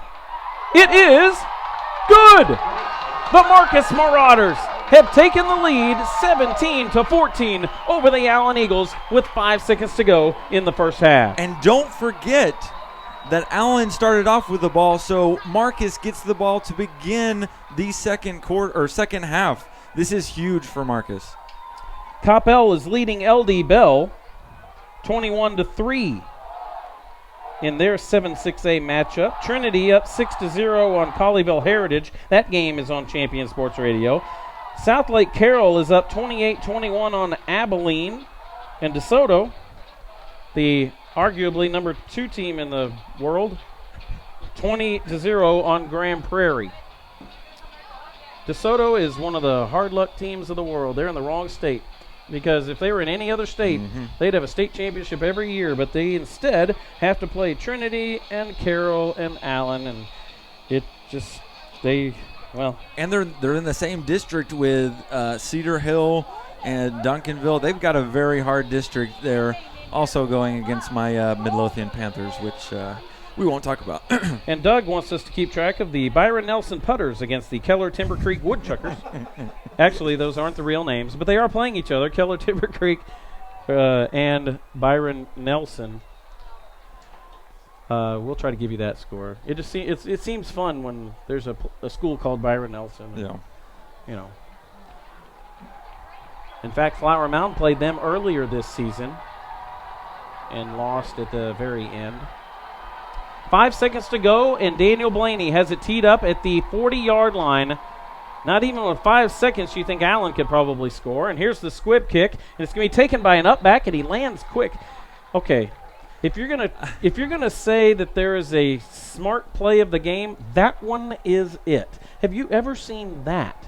A squib kick where a guy dives for it and lands so that his team still has 3 seconds and can run a play. That's genius. That is genius. And at first I was like, why doesn't he let the ball bounce? Why doesn't he let the guy behind him get it? But then you're thinking, okay, you're giving your chance, or you're giving Kyler Murray, quite possibly the best quarterback in the state of Texas, high school wise. You're giving him 3 seconds, and you can never count him out. He could make a huge play right here. So, smart job by the Allen player. Max Hartsfield is his name, a senior linebacker on special teams, and he will get applauded in film study for that play, even no matter what happens right here. Kyler Murray is 77 yards away. Back to pass, 3-man rush, flushed out of the pocket. He's going to be, finally throws it out, and it's going to be dropped. It wouldn't have gone anywhere necessarily. However, it's incomplete. And frustration, it kind of typifies the first half for the Allen Eagles. Yeah, and Kyler Murray just sat back there patiently waiting, and he almost waited too long. There was a defender coming around the corner, the left side, almost nails him. He gets the ball away. The receiver fumbles it up. And you have to be a little disappointed if you're Allen, because – I mean, you're not doing a terrible job, but your defense has really let up some huge drives by this Marcus offense. The Marcus Marauders 17, the Allen Eagles 14. Coming up next on the Shockbox DFW halftime show, we'll have our drives of the first half. We'll have the stats from the first half, and we'll also talk to the girls cross-country team for Marcus, the #1 team in the state of Texas. This is Marcus Football on Champion Sports Radio. Shell experts here with a pitching machine and a shield to demonstrate the importance of protecting your engine. Think of me as an engine. The Shield is new Shell gasoline with 20% more nitrogen and rich cleaning agents than before. And the baseballs are gunk that attack intake valves and fuel injectors. Come on, gunk, is that all you got? junk is out of here. New Shell nitrogen-enriched gasolines. No other gasoline protects your engine better. For quality auto service and repair, see the folks at Flat Shell on Preston Road at I-635. Are you tired of only spending time as a family huddled around the TV? Would you like to enjoy some culture with your loved ones without breaking the bank? Then let me introduce you to the Greater Dallas Youth Orchestra. The GDYO provides music education and performance opportunities for musically talented youth, but this is no kids' concert. The GDYO comprises 7 different ensembles made up of over 425 talented musicians ages 8 to 18, representing more than 50 communities in North Texas. You won't believe how amazing these ensembles sound until you hear it for yourself. So join them for one of their concerts at the Meyerson Symphony Center or Dallas City Performance Hall. For more information on how to make a donation, as well as a listing of upcoming GDYO concerts, visit gdyo.org. And if you know a talented young musician interested in an unbelievable experience, auditions take place in the spring. Connect with the Greater Dallas Youth Orchestra on Facebook, Twitter, LinkedIn, and at gdyo.org. Do you need a boost in exposure? Want to reach local, community-minded folks with information about your business? Join the Champion Sports Radio team and advertise during these games. In the last 4 years, Champion Sports Radio has broadcast over 600 games for more than 3.5 million listeners. And Champion Sports Radio wants to help you use major high school sports to reach thousands of local fans right in your community. It's also a way for your business to give back to the community by helping all these well-deserving student athletes get some recognition for their accomplishments. The cost simply can't be beat for the effect it will have. You get a lot of bang for your buck, and best of all, it provides an opportunity for the best advertisement of all, word of mouth. To secure your prime commercial spot during the broadcast, contact Thomas Lee at Champion Sports Radio by phone at 972-741-0334. That's 972-741-0334 or online at championsportsradio.com. Champion Sports Radio, your home for championship broadcast. Stay up on all the latest news about the teams you care about and know when your favorite games are on the air thanks to Champion Sports Radio social media. Either follow at Champion Sports on Twitter or like our Facebook page at facebook.com/championsportsradio, and you will know what time your game starts, who was named Player of the Week, or what your school's alumni are doing in college. That's on Twitter at Champion Sports and facebook.com/championsportsradio, your home for championship social media.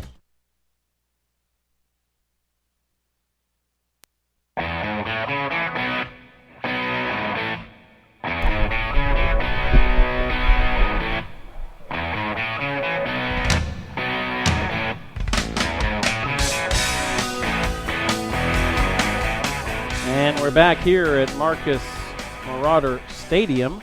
The Allen Band is about to start their routine as they are all over the field. 700 plus strong, I believe, now. And it's quite an event to watch them. So 17-14, though, is our score. We have quite an event in a football game going on as well. Marcus leading the Allen Eagles, and Marcus will get the ball to start the second half. So with the Allen Band in the background, we will go over the drives of the first half. The Marcus Marauders won the toss and elected to defer their option to the second half. So they kicked off to Allen, and Allen made short work of a 67-yard drive in 5 plays, took less than 2 minutes. They ran a couple times. Kyler Murray never ran the ball. Except for, he never ran the ball. However, on the very first play, pretty much, they ran, but then they threw a 41-yard pass down the middle of the field, put him right in position. A couple runs by David Feliciano, and then a 1-yard pass on first down and goal from the 1-yard line. And it was Kyler Murray to his favorite target, Jalen Guyton, for a touchdown. Sawyer Williams put up the extra point, and Allen was up 7-0, and it didn't seem like that seemed pretty normal for what's going on for the Allen Eagles. Yeah, like I was about to say, there was really no surprise that they scored so fast, so quickly. They had a 41-yard play that didn't surprise me at all. Beautiful throw and great catch by Guyton. And this is definitely what we expected to start off the game with. They were gonna punch, and they were gonna punch fast. Marcus got the ball back right after that on the kickoff, and they needed to do something with it. and they did not. Instead, they went 5 plays, 17 yards. They just couldn't get it rolling there, and they ended up punting away from their own 42-yard line after picking up a first down. But then, this was probably the turning point of the game. Allen got the ball at their own 28, and they went 4 plays, effectively a 3-and-out, as after the first play was a first down. Then it was 3-and-out for them, only 14 yards and 4 plays, and the Marcus defense showed up right there. Well, right after they got their first down on the first play, they drop the running back, Feliciano, for a 1-yard loss, and then the defense steps up, the pass defense steps up, and Kyler Murray throws 2 incomplete passes in a row, making Allen punt the ball for the first time all game. Then Marcus went on a march. The punt rolled in favor of Allen all the way down to the 8-yard line, and Marcus was pinned deep, and they put on a march of 15 plays, 92 yards. Finally, Nate Hopkins runs it on 1st and goal from the 1 yard for a touchdown, and it was the Nate Hopkins show. He ran the ball 11 times out of the 15 plays, and the Marcus Marauders tied it up at 7. And no surprise there. They know that they run the ball well. They do a good job of it. Nate Hopkins is a huge back. He's 6'1", 207 pounds, so you just plow through. And that offensive line has done a great job of opening holes and getting Hopkins the open room to run. The only catch for Caden Smith this entire game so far was on that drive for a 9-yard gain. Besides that, we haven't seen much running. We haven't seen much passing, period, and especially we haven't seen any passing to Caden Smith. 7 minutes, 13 seconds elapsed on the clock during that massive drive, and it ate up pretty much the rest of that first quarter. Allen got the ball back, and they only go 4 plays, 6 yards. They end up having to punt it away. And the Marcus defense stiffened up again when they had to. Then they took care of the ball one more time, and it was Jared Mack and Nate Hopkins. Mack breaks his longest run of the season, 46 yards. And he's only had 176 yards this entire season, and right there he gets 46 yards, which just is a huge momentum boost. It gets everyone on their feet, and then you put Nate Hopkins into the game, and he will do work like he did.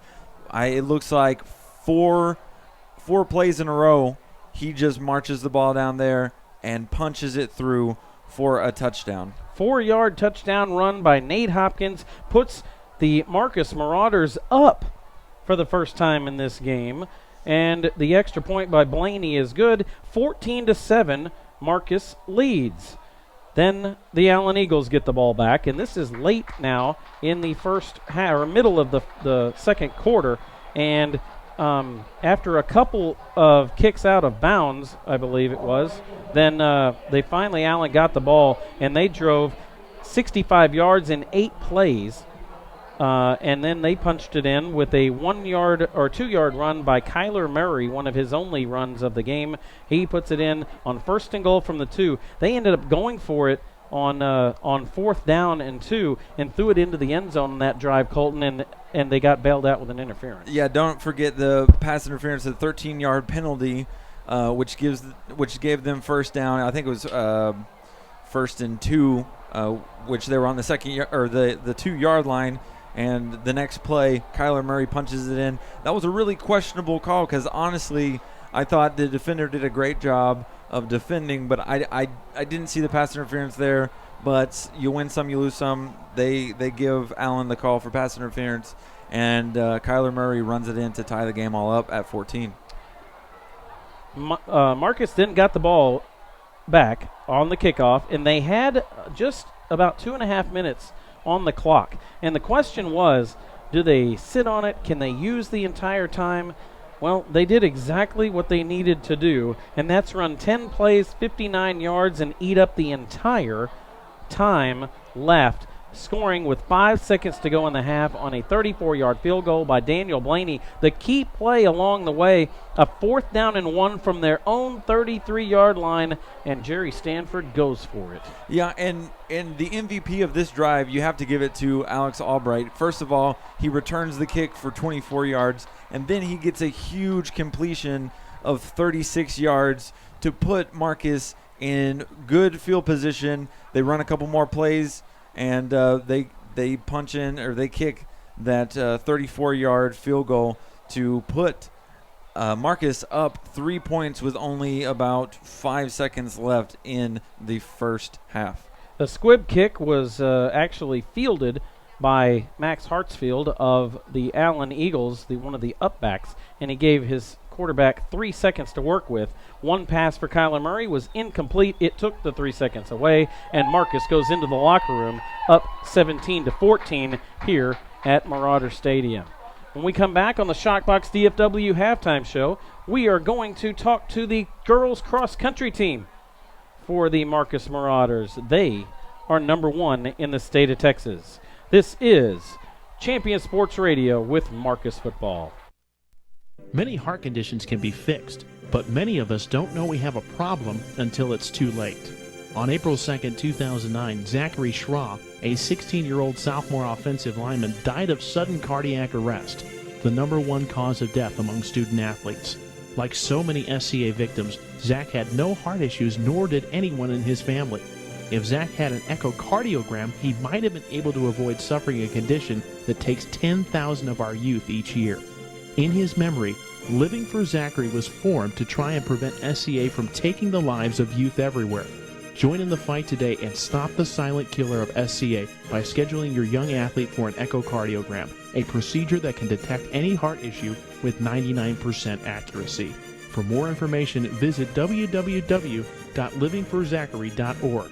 That's living4zachary.org, and let your heart be heard.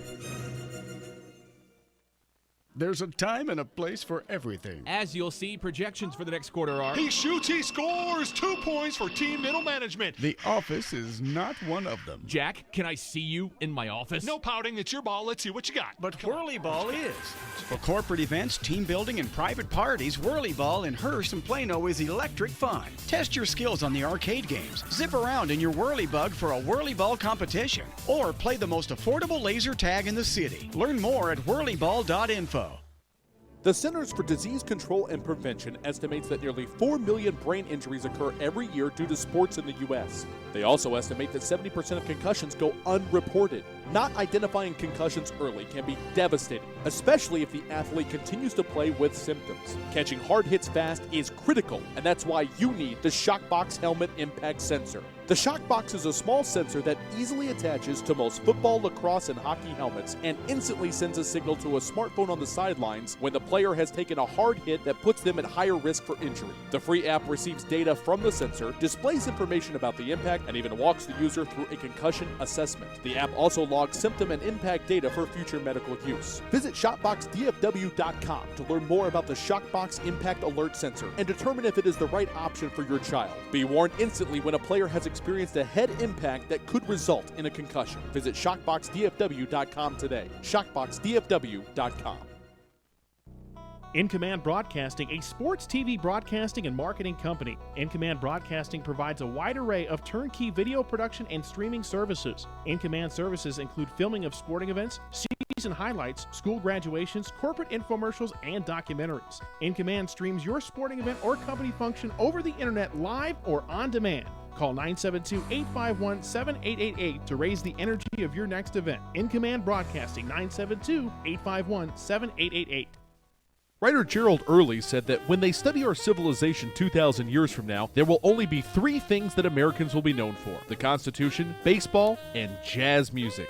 GDYO's Jazz Institute provides young musicians in North Texas the opportunity to learn what it means to be a jazz musician through weekly technique classes and combo rehearsals with professional jazz musicians. From the first note to the final round of applause, GDYO Jazz Institute concerts will amaze and delight both hardcore jazz cats and new fans alike. Learn more about the truly original American art form through the GDYO Jazz Institute online at gdyo.org/jazz.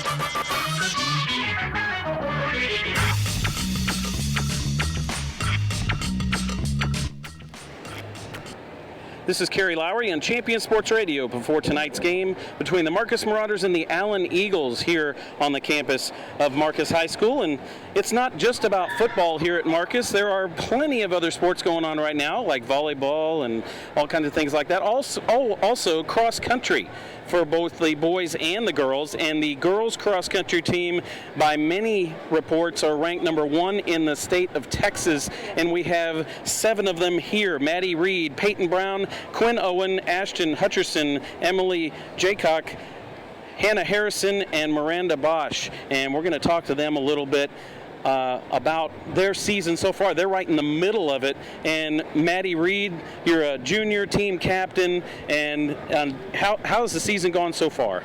It's gone great. We've won multiple meets, and we just won our home meet, Marcus 2.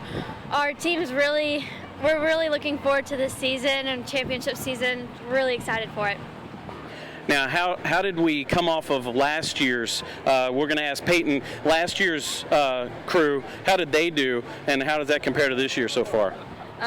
Last year, it was a pretty rough year for us. We didn't do as well as we wanted to. We were really hoping to do better, but this year we have a lot new girls that are willing to work hard and just work together and be positive, so we're excited. And it's a big team aspect. And one of the new people, Quinn Owen, you're a freshman, and you have the 4th fastest time in the state of Texas this year as a freshman. So you're happy to be on this team? How does it feel to be with these girls? Yes, I'm very happy to be on this team. I'm just trying to learn as much as possible from all of them, and yeah, I'm really excited to be here. Also new, Ashton Hutcherson, you transferred in from Liberty Christian, right? And you did really well at Marcus too. How about this team you're on? I've never been on a team quite like this, and ever since I joined, I've just fallen in love with the program and the girls, and we're just having a great time, and we work hard together, and I'm really excited to see what we do. Now I want to talk to Emily and Hannah. You guys are the seniors, so you've seen a lot through the years. This is a great way to be on a team as a senior. How do you feel about this, Emily? I feel like it's going to be a really good year. We've been pretty positive coming back from last year, which was not as good as we hoped, but I think we're really excited to see how the season's going to end this year. And Hannah, you're the team captain as well as Maddie, and tell us about some of the girls you see here and how they're contributing. I just think we're all working together as a team, and for the first time we've really learned how to just kind of feed off of each other's energy and our positive vibes, and we're really excited to see what we do together. All right, so coming up, Maddie, back to Maddie Reed, okay? Now, you finished first at Marcus 2, is that correct? Yes, sir. Okay, all right, so now district is coming up on Tuesday, October 21st, is that right? That's at Boyd, and how does that work to advance further? The top 3 teams, basically, if you get top 3, you advance to region, which is in Lubbock, and the top 10 individuals go on to region as well. Okay, and then the regionals are, like you said, in Lubbock, and then that's on October 31st. So I think that's otherwise known as Halloween. So, all right, so hopefully they'll run during the day. Is that right? We will, yeah, we'll run in the morning. Okay, all right, good. Because at night, you need to be trick-or-treating. Okay, all right. So, so Peyton, I want to ask you, we're sitting here talking about cross-country. A lot of people don't know what really the event is, so explain to us, what is cross country? Well, it is a 5K race, and most of it is team oriented, and a 5K is 3.125 miles, and so pretty much it's mostly worked together as a team, not as much individual, and that's mostly what we focus on as our team. Now, Hannah, I'm going to turn to you now. I know that surprises you because I came all the way down here. Okay, so Hannah, a 5K, my aunt runs 5Ks. So what makes this 5K different? Because you guys are really running, these are fast times. So tell us what kind of times that we get in 5Ks for you guys. Some of our fastest girls have 18:13 is Maddie's time, and then our JV ranges from about 21 and down, but our varsity usually averages around 18 to 19. Okay, so think about that. We're talking about this isn't your lazy 5K for charity, okay? This is really getting after it and being able to finish in 18 minutes or 19 minutes for most of you guys. So Emily, tell me, how do you feel about the team's prospects going forward, and who's your biggest competition in district? I would say that we're all pretty just working together right now. Hebron is probably our biggest competitor right now, so we're just kind of, we're not focused on the other teams, we're just kind of focusing on ourselves and hoping to accomplish big things at state. It's okay to say it, I'll say it. Hebron's probably the second best team in the district, but you know who the best team in the district is? It's you guys, right? So it's okay to say it. It's all right to say it. All right, so I'm going to go back to Ashton. So you're so you came in from Liberty Christian. Did you compete against these guys before? No, but I have been to Marcus 1 and 2 in the past, and I've watched these girls race, and I've always wanted to be a part of a team like this. And now that I finally have the chance to do it, it just feels like a dream come true. That is great. All right. So Quinn, I'm not going to talk to you as much because you're a freshman. You're going to get like 3 more years of maybe talking to me, hopefully. Okay. So, but you've really stormed onto the scene as well, and all of you guys are contributing to this team. So what I want to do though is go and ask you about your coach. Tell me something about your coach. Okay. Everybody has a chance to think. 1, 2, 3. Okay, Maddie, go. This year he's really changed a lot on our focus on making it all about team and not just individual, and I think that helps a lot because in cross country you really do need the support of your team, and it's not just an individual sport because we wouldn't be able to do it by ourselves. So your coach is really telling you or pushing you that direction, right, Peyton? Yeah, he has actually, just like Maddie said, really changed like last year. And he just keeps the positive energy going and always wants us to do well, and it's really good having his support. Now, Quinn, you have all these girls. They're really pushing you. Probably you've never had this kind of competition before. And what does the coach tell you about that? Well, he just tells me to work my hardest. He's probably the most encouraging man I've ever met, and I really look up to him, and he inspires me every day. All right, top that, Ashton. What do you want to say about your coach? That was pretty good there. He is by far one of the best coaches I've ever had as far as just encouraging us, and he has a lot of knowledge because he's been doing this a very long time, and I haven't seen quite as much like cross-country wisdom as he has, and he just knows everything from the mental aspect to the physical aspect of the sport. Emily, all right, so senior, you guys, you and Hannah, seniors, so you've been with the coach for a little while then? Yeah, he's throughout the 4 years he's been nothing but supportive and always encouraging us and helping us look on the positive aspects of meets in the future and everything. So yeah, he's been really helpful, and we really are lucky to have a coach like him. Hannah, what do you say about your coach? Well, he's been doing this forever, like Ashton said, and so there's a lot of changes that we've been making this year from the focus of the team and strategies and race strategies, and at times it's hard, but ultimately we trust him, and it always turns out he's always right, and so I'm really thankful that he knows what he's doing so much.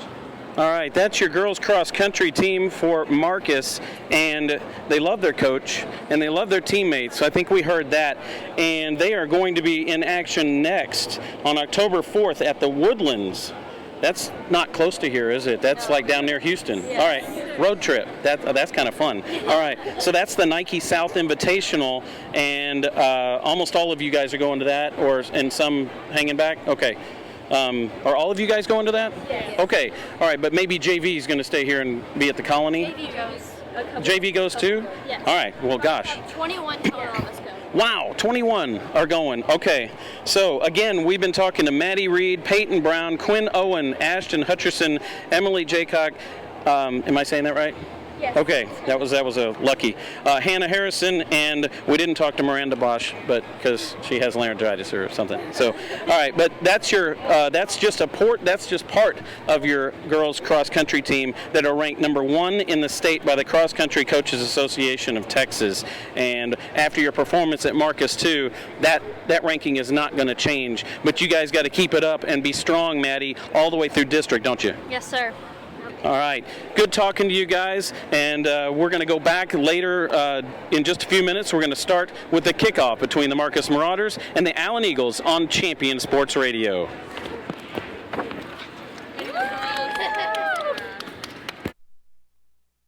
Shell experts here to talk about the protective shield you see at Shell stations all over the country. Featuring us. It's there to remind you that no other gasoline protects your engine better than Shell nitrogen-enriched gasolines. Now with 20% more cleaning agents than before. Performance-robbing gunk doesn't stand a chance because your intake valves and fuel injectors are protected. Actively shielded. Hence the big protective shield here. So try Shell nitrogen-enriched gasolines today. No other gasoline protects your engine better. For quality auto service and repair, see the folks at Flat Shell on Preston Road at I-635. Are you tired of only spending time as a family huddled around the TV? Would you like to enjoy some culture with your loved ones without breaking the bank? Then let me introduce you to the Greater Dallas Youth Orchestra. The GDYO provides music education and performance opportunities for musically talented youth, but this is no kids' concert. The GDYO comprises 7 different ensembles made up of over 425 talented musicians ages 8 to 18, representing more than 50 communities in North Texas. You won't believe how amazing these ensembles sound until you hear it for yourself. So join them for one of their concerts at the Meyerson Symphony Center or Dallas City Performance Hall. For more information on how to make a donation, as well as a listing of upcoming GDYO concerts, visit gdyo.org. And if you know a talented young musician interested in an unbelievable experience, auditions take place in the spring. Connect with the Greater Dallas Youth Orchestra on Facebook, Twitter, LinkedIn, and at gdyo.org. Point of Origin Design is your one-stop shop for all your apparel, promotional, event, or team uniform needs. Point of Origin Design is a full-service design and logo creation company that offers a wide variety of imprintable and embroidered products. With competitive pricing and quality work, you can't go wrong with Point of Origin Design. It's always best to start at the right point, so visit them online at pointoforigindesign.com. Let them help you plan your next promotional item or design your next t-shirt. That's online at pointoforigindesign.com. Are you looking for a way to promote your business or increase exposure? Do you just need more people to know that you're there? Join the Champion Sports Radio team and advertise during these games. In the last 4 years, Champion Sports Radio has broadcast over 600 games to more than 3.5 million listeners. And Champion Sports Radio wants to help you use major high school sports to reach thousands of local fans right in your community. Think about it. Die-hard fans just like you tune in each and every week, giving your business unparalleled access to the community. It's the perfect way for smaller individually owned businesses to cultivate a core clientele or expand their already loyal customer base. To secure your prime commercial spot during the broadcast, contact Thomas Lee at Champion Sports Radio by phone at 972-741-0334. That's 972-741-0334 or online at championsportsradio.com. Champion Sports Radio, your home for championship broadcast. Stay up on all the latest news about the teams you care about and know when your favorite games are on the air thanks to Champion Sports Radio social media. Either follow at Champion Sports on Twitter or like our Facebook page at facebook.com/Champion Sports Radio, and you will know what time your game starts, who was named Player of the Week, or what your school's alumni are doing in college. That's on Twitter at Champion Sports and facebook.com/Champion Sports Radio, your home for championship social media.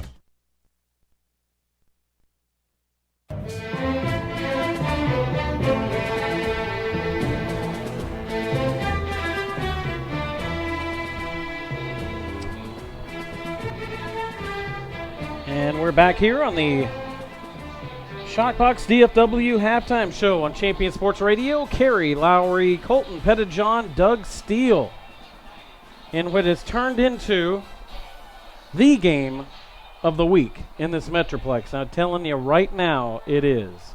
And it wasn't necessarily going to be coming into this, but now it certainly is for the second half.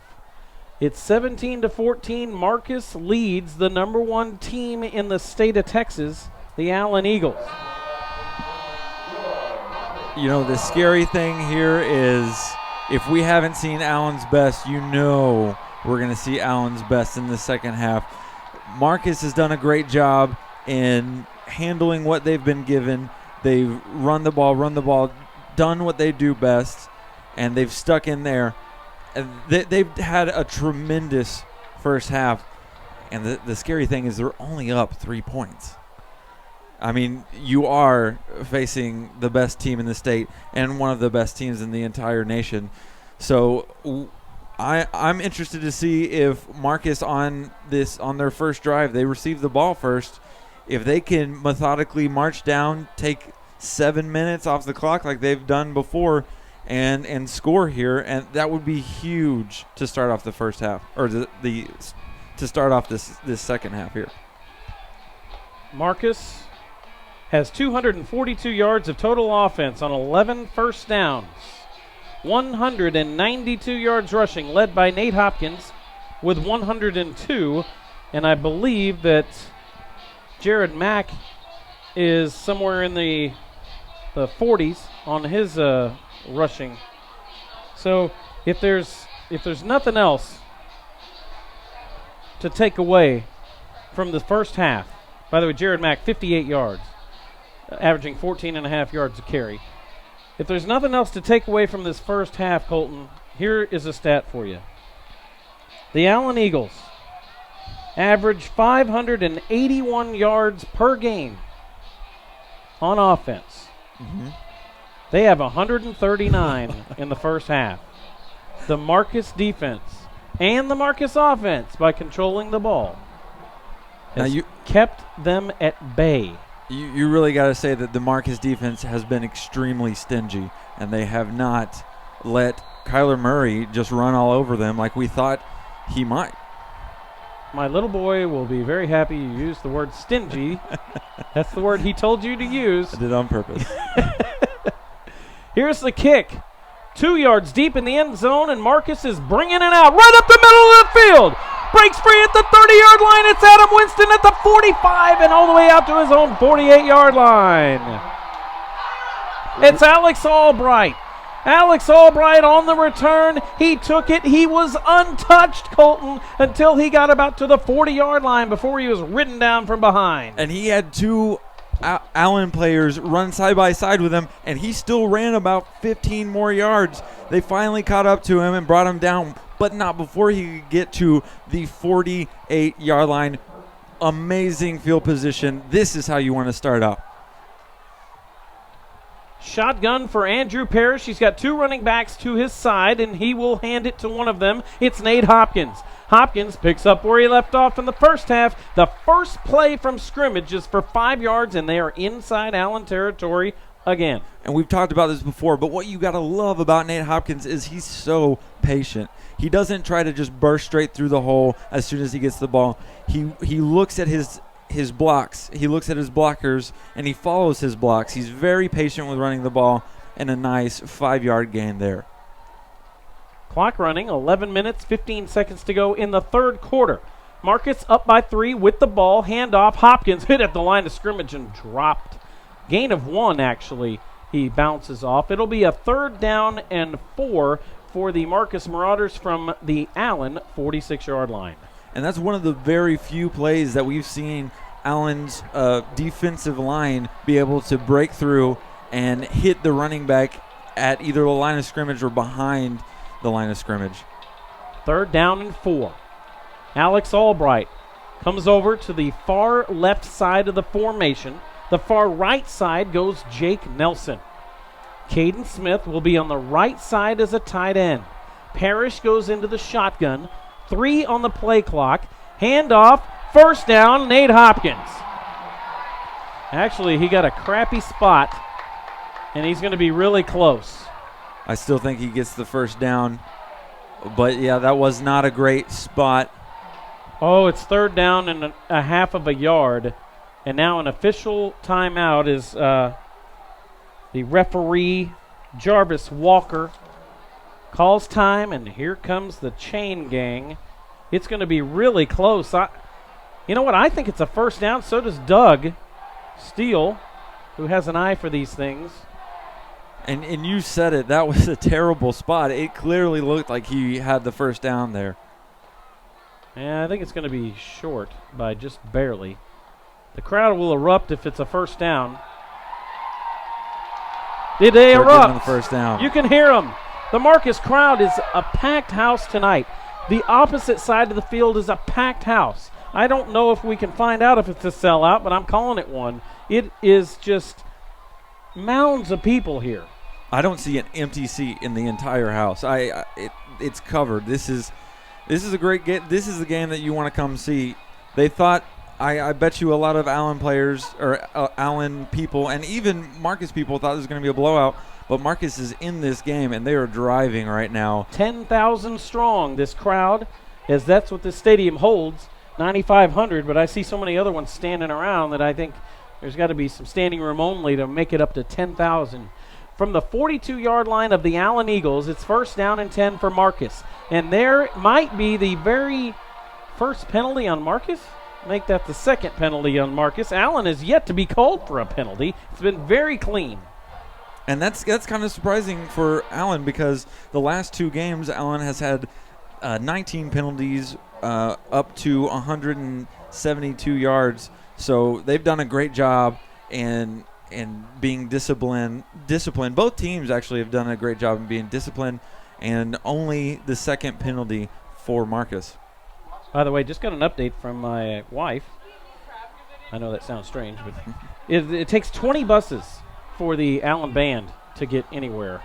As she counted them out in the parking lot. Here's a pitch out. Nate Hopkins goes around the left side. He's got room. He's got a first down and more down the sideline and out of bounds, but not until he's at the 26-yard line. A player down for Allen way behind the play, and they are going to come out and check on him, and there will be a timeout because of that. But Nate Hopkins breaks one big around the left side on a pitch play, 21 yards on the play, but we will take a timeout as we check on the Allen injured player. This is Marcus Football on Champion Sports Radio.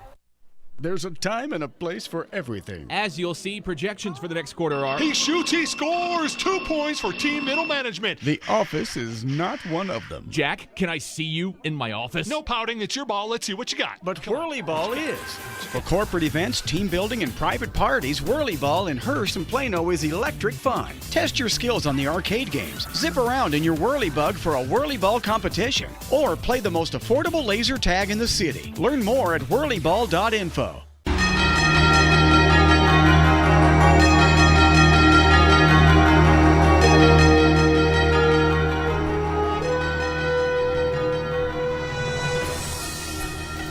And back here, and it's a very key player for the Allen Eagles. It's Levi. Good luck. Yeah, Levi, I do have the phonetic spelling of his name. I thought I did. Yeah, that's somewhere. Levi Onwuzurike. Onwuzurike. He is helped off the field. Big guy, defensive lineman. And they'll have to replace him. He is a key player on their defense. He is the starting left defensive end for the Allen Eagles. Going back to that last play, a good pitch out to Nate Hopkins, and I am becoming more and more impressed with this kid, being extremely patient, following his blocks. He comes all the way out to the left side and gets a huge 21-yard gain. Here's the snap. Andrew Parrish takes a high snap, hands it off to Hopkins, gets about 3 yards on first down. He is really, really good. Or they are very, very good about getting at least positive yards on each play. Yeah, and they really haven't been stopped behind the line of scrimmage maybe more than once or twice this entire game. They've done, well, you just got to credit to the offensive line doing an amazing job of keeping those defensive linemen out of the backfield. Second down and 7 from the Allen 23-yard line. Parrish shotgun. Caden Smith is the wingback. Here's a handoff to C.J. Respis. He runs past the oncoming rushers and ends up with only 2 yards as the wide rushing attack, or the wide pass rush by Allen was huge. He got by it. It'll be third down and 5 from the 21.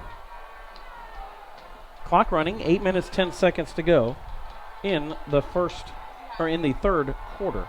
It's been interesting to see Caden Smith has lined up at the tight end position for most of this first half, and he's continued to line up there in this half. And he is again in a blocking formation. Respis has it. He goes around, tries to find some room on the left side. He's going to be bottled up by 3 or 4 Allen Eagles after a gain of maybe 1. It'll be 4th down and 2. It would be, right now it's a 35-yard field goal if they were to launch it from here. But Stanford has been going for it a lot on 4th downs, and I'm not surprised here. It looks like they may be going for it as well. Alex Albright comes out to the far left. He stands on the number 20. The ball's on the 18. Shotgun, Parrish, handoff. And it's going to be really close. They're going to need a measurement on this one, and I'm not positive on it. Now, Doug's calling for a 1st down. He called it last time. That was Nate Hopkins. But Allen is calling otherwise. And now another injured player for the Allen Eagles, and the training staff comes sprinting out. We will take a break as well and come back and check on that injured player, and it will be probably a measurement when we return. 6 minutes, 57 seconds to go in the 3rd quarter. Marcus 17, Allen 14 on Champion Sports Radio. Stay up on all the latest news about the teams you care about and know when your favorite games are on the air thanks to Champion Sports Radio social media. Either follow @Champion Sports on Twitter or like our Facebook page at facebook.com/Champion Sports Radio, and you will know what time your game starts, who was named Player of the Week, or what your school's alumni are doing in college. That's on Twitter @Champion Sports and facebook.com/Champion Sports Radio.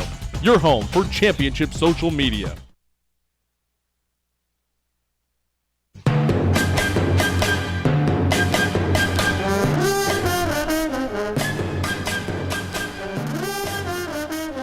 And still checking on the injured player here at Marauder Stadium. A sellout crowd watching the 2 undefeated 2-0 teams in District 6-6A facing off. And it has been quite a ball game. Marcus still leading 17-14. That was the halftime score. Marcus got the ball at the beginning of the 3rd quarter, and they have not given it up yet. 8 plays, 34 yards on the current drive, but now they face a 4th down and 2 from the 18-yard line of Allen. This is kind of scary here because Coach Stanford has called his players to move back even further. Oh, good. He's standing up. The player is standing up right now and walking off under his own power off the field.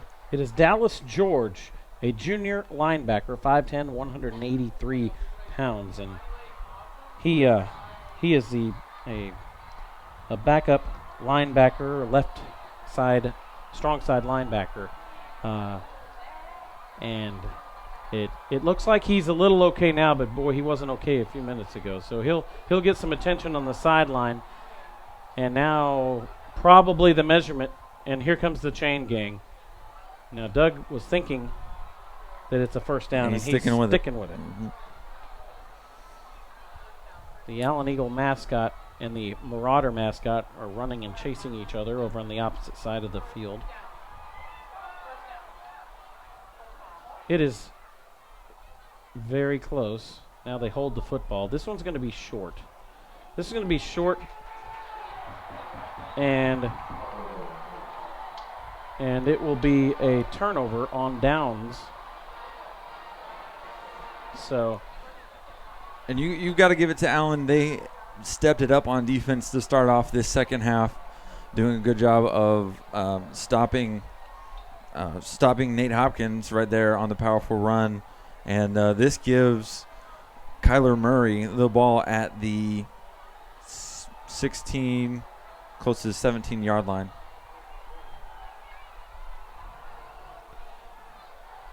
Today, if you have a website but don't have professional videos, you could come in last in the search process. Statistics show that someone is 8 times more likely to review a website with videos than one without videos. Identity Media Services is the world's leader in producing high-definition professional videos for websites of all shapes and sizes. Their Emmy Award-winning production teams can provide you with everything you need to have videos on your sites showing off your products within 1 week. Check them out on IdentityMediaServices.com or call 972-868-3000 for an appointment. Here's the snap, and coming around the right side is David Feliciano for Allen, and he's going to be knocked out of bounds after about a gain of a half of a yard. Again, a great job of extending the play out by the Marcus defense. And when you look at Kyler Murray, he looks so relaxed and calm right now. It's unbelievable. He stands in the shotgun, ready to go on second down and virtually 10. Throws it over the middle. It's caught by Guyton. Guyton is finally tackled by Ashton Easley, and it might have been a touchdown saving tackle, but it does move the chains. Allen out to their own 34-yard line, first down and 10. Clock running, 6.5 minutes to go in the third quarter. Allen down by 3 to the Marcus Marauders. Here's a pass over on the other side. It's going to be incomplete. Kyler Murray throws it extremely high, and it's through the hands of Jalen Guyton. And even if he got the throw there, a good throw on time, the Marcus defenders were all over it. Great job by Marcus on defense. Kyler Murray, the best quarterback, or the number one statistical quarterback in the area, 6 out of 12 for 88 yards. He is being held in check. And here he throws, and it's Guyton again. Guyton gets away this time from Cameron Hupper, and he goes up the sideline, and he's finally knocked out of bounds by the safety downfield. And that finally, the play made by Scotty Alms Jr., the senior defensive back, and into Marcus territory goes Jalen Guyton. When Guyton has the ball with open field like that, it is really hard to stop him. And good defensive try by Cameron Hupfer, but Guyton just squeezes right around him and runs for the first down. 6 minutes, 22 seconds to go in the third quarter. The clock is stopped as the crew assesses, and I believe there might have been a penalty at the end of the play. Yes, there was a flag at the end, and it's a personal foul against the Marcus Marauders. So that's really going to pile on to what already was a pretty good gain.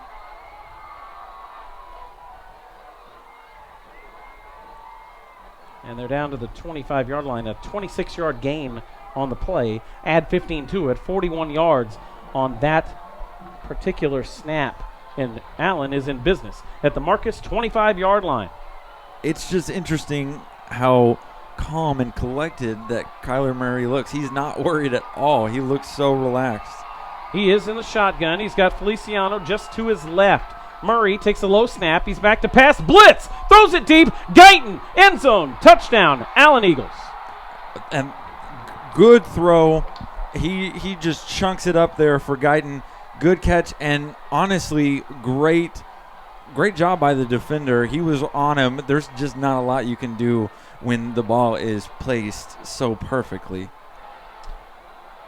Yeah, when you're leaning back, about to get plowed by a blitzer, and you throw a pass like that, it's really hard to defend. Yeah. Yeah, it's about as perfect as you can be, pretty much, for a 30-yard pass. Here's the kick by the kicker for Allen. He puts it up, Sawyer Williams. It is through. And Allen, it's not Sawyer Williams. And he puts it up and through. It is an extra point, and it's good. So we'll find out who kicked it in just a minute. But Allen is up 21-17 on the Marcus Marauders here at Marauder Stadium. You're listening to Marcus Marauder Football on Champion Sports Radio. Centers for Disease Control and Prevention estimates that nearly 4 million brain injuries occur every year due to sports in the U.S. They also estimate that 70% of concussions go unreported. Not identifying concussions early can be devastating, especially if the athlete continues to play with symptoms. Catching hard hits fast is critical, and that's why you need the Shockbox Helmet Impact Sensor. The Shockbox is a small sensor that easily attaches to most football, lacrosse, and hockey helmets and instantly sends a signal to a smartphone on the sidelines when the player has taken a hard hit that puts them at higher risk for injury. The free app receives data from the sensor, displays information about the impact, and even walks the user through a concussion assessment. The app also logs symptom and impact data for future medical use. Visit ShotboxDFW.com to learn more about the Shockbox Impact Alert Sensor and determine if it is the right option for your child. Be warned instantly when a player has experienced a head impact that could result in a concussion. Visit ShockboxDFW.com today. ShockboxDFW.com.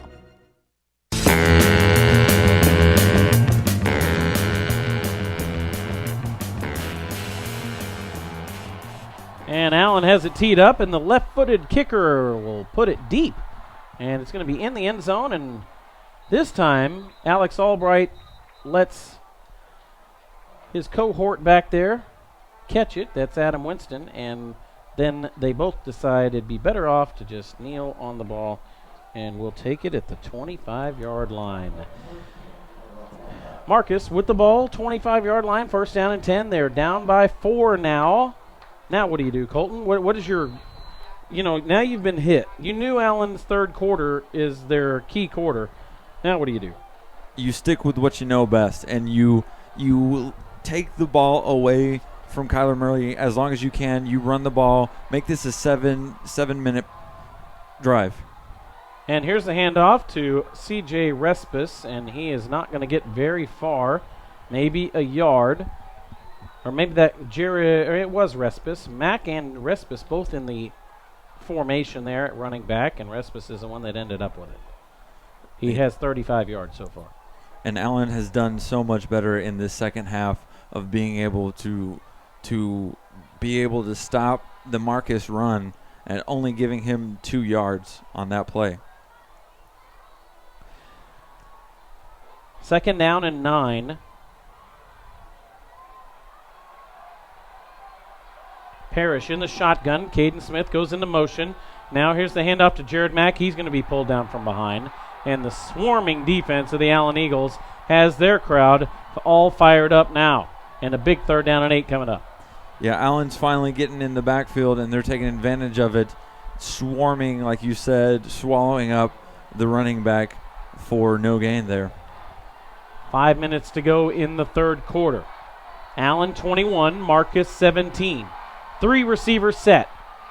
Shotgun for Andrew Parrish. He does have Nate Hopkins. I believe it's Nate Hopkins standing just to his right. 7 on the play clock. Back to pass. Parrish looking downfield. He's flush. He's going to throw it anyway, and it's going to be caught. And there's a flag way behind the line near the quarterback. So not only do we have a completed pass that is going to be short of a first down, but now we have a flag way back there where the quarterback was impacted. So it would be 4th down and 1, but let's look at this penalty. It is going to be a hold against the Marcus Marauders. What do they do now? Do they give them another chance to move them back? Because on 4th down and 1, I think they know that Jerry Stanford will go for it.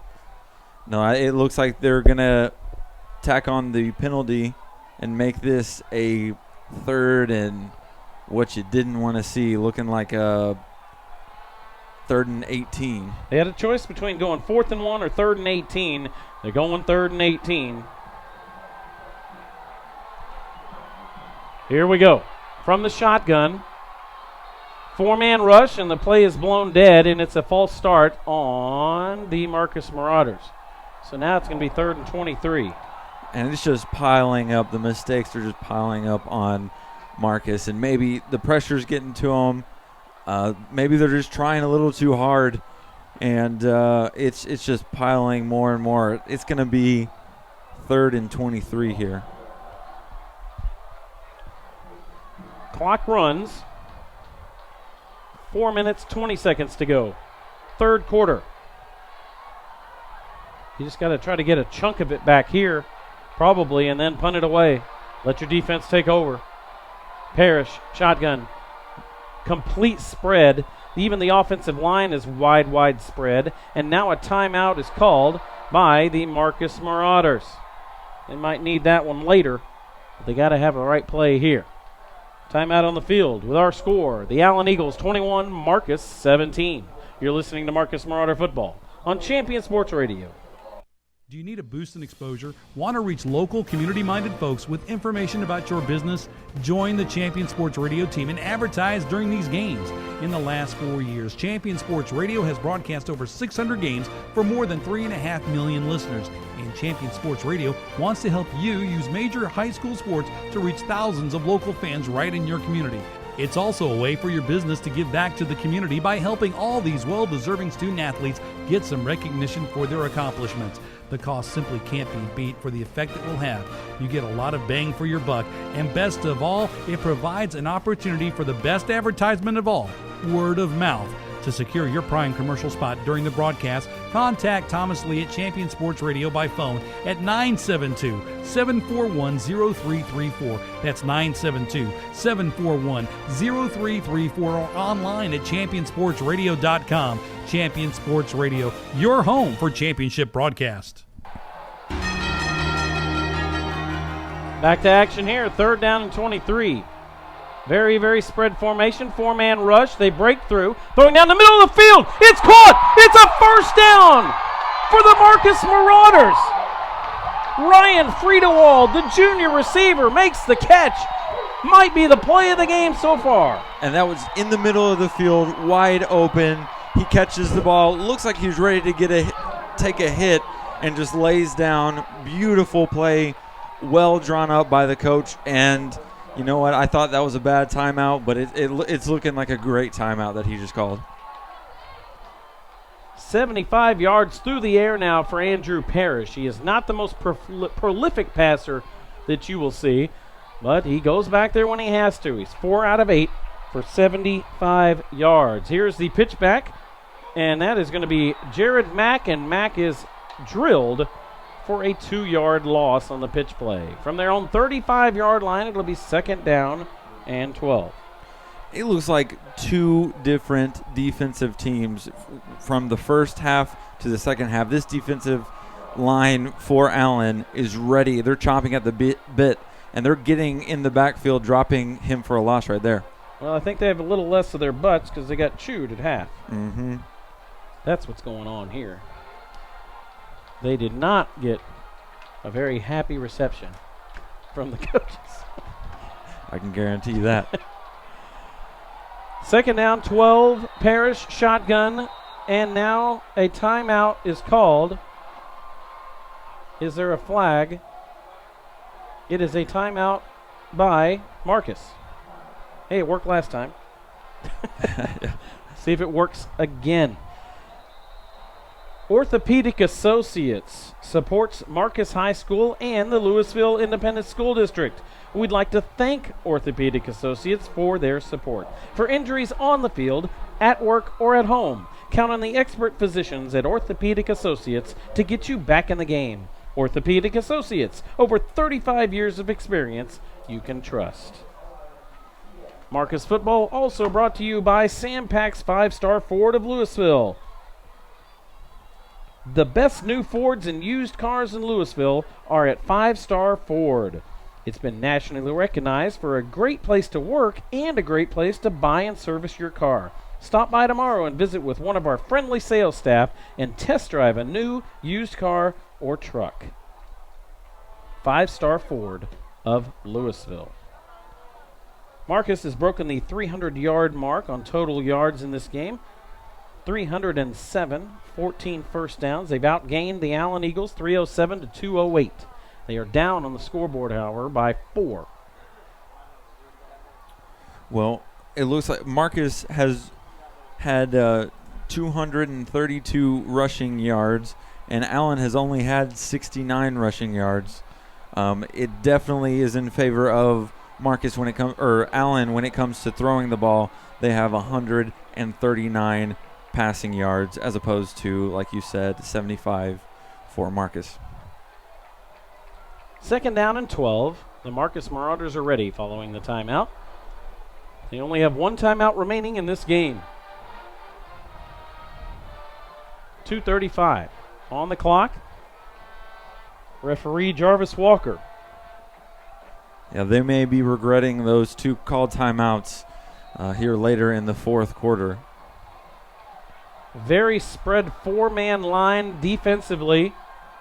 And here comes the rush. They get Andrew Parrish, but he gets out of it. He runs around the edge. He's going to have some yards. He has a first down and out of bounds. Andrew Parrish evades the blitz, gets around the end, and he's to midfield. Way to tuck it in by Andrew Parrish and just run up the sideline with it. I didn't think he was going to have enough speed to get around on the edge to make the first down, but he proved me wrong there, and now he has a 1st and 10 on the 49-yard line. Parrish again in the shotgun. Double tight end set, 2 receivers, single running back, and he hands it to that running back who blasts forward before he is pounded, but not until he gets about 5 yards downfield. That is Nate Hopkins. It seems like every time Nate Hopkins touches the ball, he gets at least 5 yards. He is such a prolific back, and he's actually coming out of the ball game right now. Substitute in for Jared Mack is coming in. 24 rushes, 142 yards for Nate Hopkins. His long is 21. It's not like he's broken a long one. He's just been ultra effective, and 2 touchdowns. Inside 2 minutes to go, third quarter. Under center is Parrish. He's going to pitch it back to Jared Mack. Mack finds room. He's over on the near side and going to be twisting over the 40-yard line. A flag on the play. It would be a first down for the Marcus Marauders inside the 40-yard line of Allen if it stands. And it looks like Jared Mack is hopping off the field. That is not a good sign. He got twisted very odd when the tackle was being made. It is holding against Marcus. It will cost them a first down. And the penalties are just piling up here in the second half. It is really, really hurting Marcus right now on a beautiful first down turned into a second and 10 or second and 11. Remember, it's a spot foul, so 10 yards from the spot of the foul, and the foul occurred 1 yard from the first down marker. So it's 10 yards back from there. Second down and 11, like you said. Clock running, 1.5 minutes to go, third quarter. Allen 21, Marcus 17, in what has been an absolute battle here in Flower Mound. Here's the snap, handoff, Nate Hopkins. He's got a little room up the middle, but not much. He's back across midfield and down to the 48-yard line of Allen. It's going to set up a big third down, and we'll call it 8. Yeah, he didn't have a lot of room to run there. And I'm looking at Jared Mack right now. They are working on his left calf. Maybe, hopefully, it was just a cramp or something. They're still working on him. Marcus, 4 out of 8 on third downs. And this is a big one. 3rd and 8 from the 48-yard line. Parrish back to pass. He's got a receiver. He's caught. First down. It's Alex Albright. Inside the 40. Down to the 36-yard line of Allen. Move the chains, Marcus Marauders. And what was beautiful about that is as soon as he caught it, he runs for the first down, and he could have easily ducked out of bounds right there, but he lays his shoulder straight into the strong safety, Anthony Taylor. Albright, 2 catches, 48 yards. Remember, he had that long one earlier, 36. He's the leading receiver so far. Hand off, Nate Hopkins. Hopkins, room up the middle of the field. He plows over safeties, defensive backs, linebackers. He might have gotten 20 on that one. And he just kept going. He pounded. Like I said, you can't take him down with just one guy just running up the middle. And he got 19 yards on that play. And the clock will run down for the end of the third quarter. And it's not surprising that they have taken a long time on this drive. We told you this is how Marcus works. This is how they wanted to run it. This is how they wanted this possession to go. And they will have the ball to begin the fourth quarter. 21-17 our score, with the Allen Eagles leading the Marcus Marauders. 12 minutes to go on Champion Sports Radio. Are you tired of only spending time as a family huddled around the TV? Would you like to enjoy some culture with your loved ones without breaking the bank? Then let me introduce you to the Greater Dallas Youth Orchestra. The GDYO provides music education and performance opportunities for musically talented youth, but this is no kids' concert. The GDYO comprises 7 different ensembles made up of over 425 talented musicians ages 8 to 18, representing more than 50 communities in North Texas. You won't believe how amazing these ensembles sound until you hear it for yourself. So join them for one of their concerts at the Meyerson Symphony Center or Dallas City Performance Hall.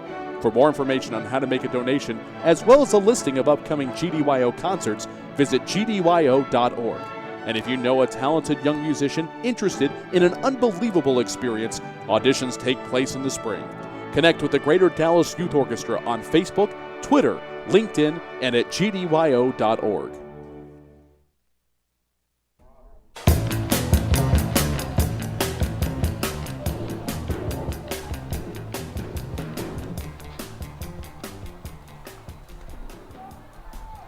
Hey Marauder fans, MarcusFootball.com is your one stop for all things Marcus football. Pictures of tonight's game and every game will be available for purchase next week for as little as $2.99. Also make sure to catch the new Coach Jerry Stanford show, where head coach Jerry Stanford discusses highlights from last week's game and his thoughts on upcoming games. MarcusFootball.com. Kerry Lowry, Colton Pettijohn, Doug Steele. And we are ready to go. 12 minutes on the clock. Marcus with the ball, now moving from left to right. First down, handoff Hopkins. Weaves his way through. If he hangs on to the ball, he is a machine, and he gets 11 there. It's going to be first and goal from the 6. Now, and Nate Hopkins is a junior, and if he hasn't already had attention from schools around the area, big schools, big D1 schools, I think tonight is a good night to open your eyes and see Nate Hopkins can be for real. He's a good size for a back, and I think he can do really well behind a great offensive line in college. 11 and a half to go in the game. Handoff Hopkins up the middle, looking for the goal line. No, he stopped at the 1. Oh, it looked like he got it at the half-yard line. It'll be second down and goal from there. Marcus down by 4, looking to take the lead on Allen in the fourth quarter. Hopkins stands to the right of Parrish. He fakes. Parrish walks into the end zone. The greatest time for a fake all day, because 11 guys went after Nate Hopkins. Nobody went after Andrew Parrish. He's into the end zone for a touchdown. And the Marcus Marauders are up 23-21. And Parrish totally faked out Anthony Taylor. He was the strong safety coming around the left side. He headed straight for the running back. Didn't even notice that Parrish kept the ball. And Parrish just trots right in. No one around him. Touchdown, Marcus. Very important kick here. Daniel Blaney, everything he does right now, very important. Here's the extra point. It is up. It is good. And Marcus is up 24-21 on the number 1 team in the state of Texas. This is Marcus Football on Champion Sports Radio.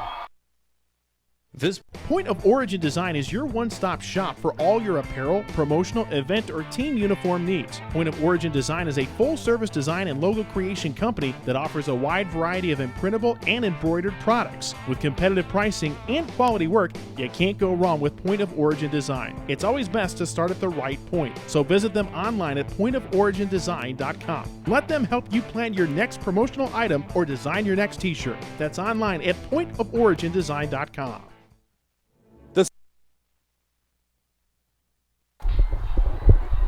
11 minutes to go in the 3rd district game of the season. Game number 5. All the players, all the coaches, they're calling for the entire crowd to stand up, get up on their feet, and make some noise, and the crowd is definitely making some noise.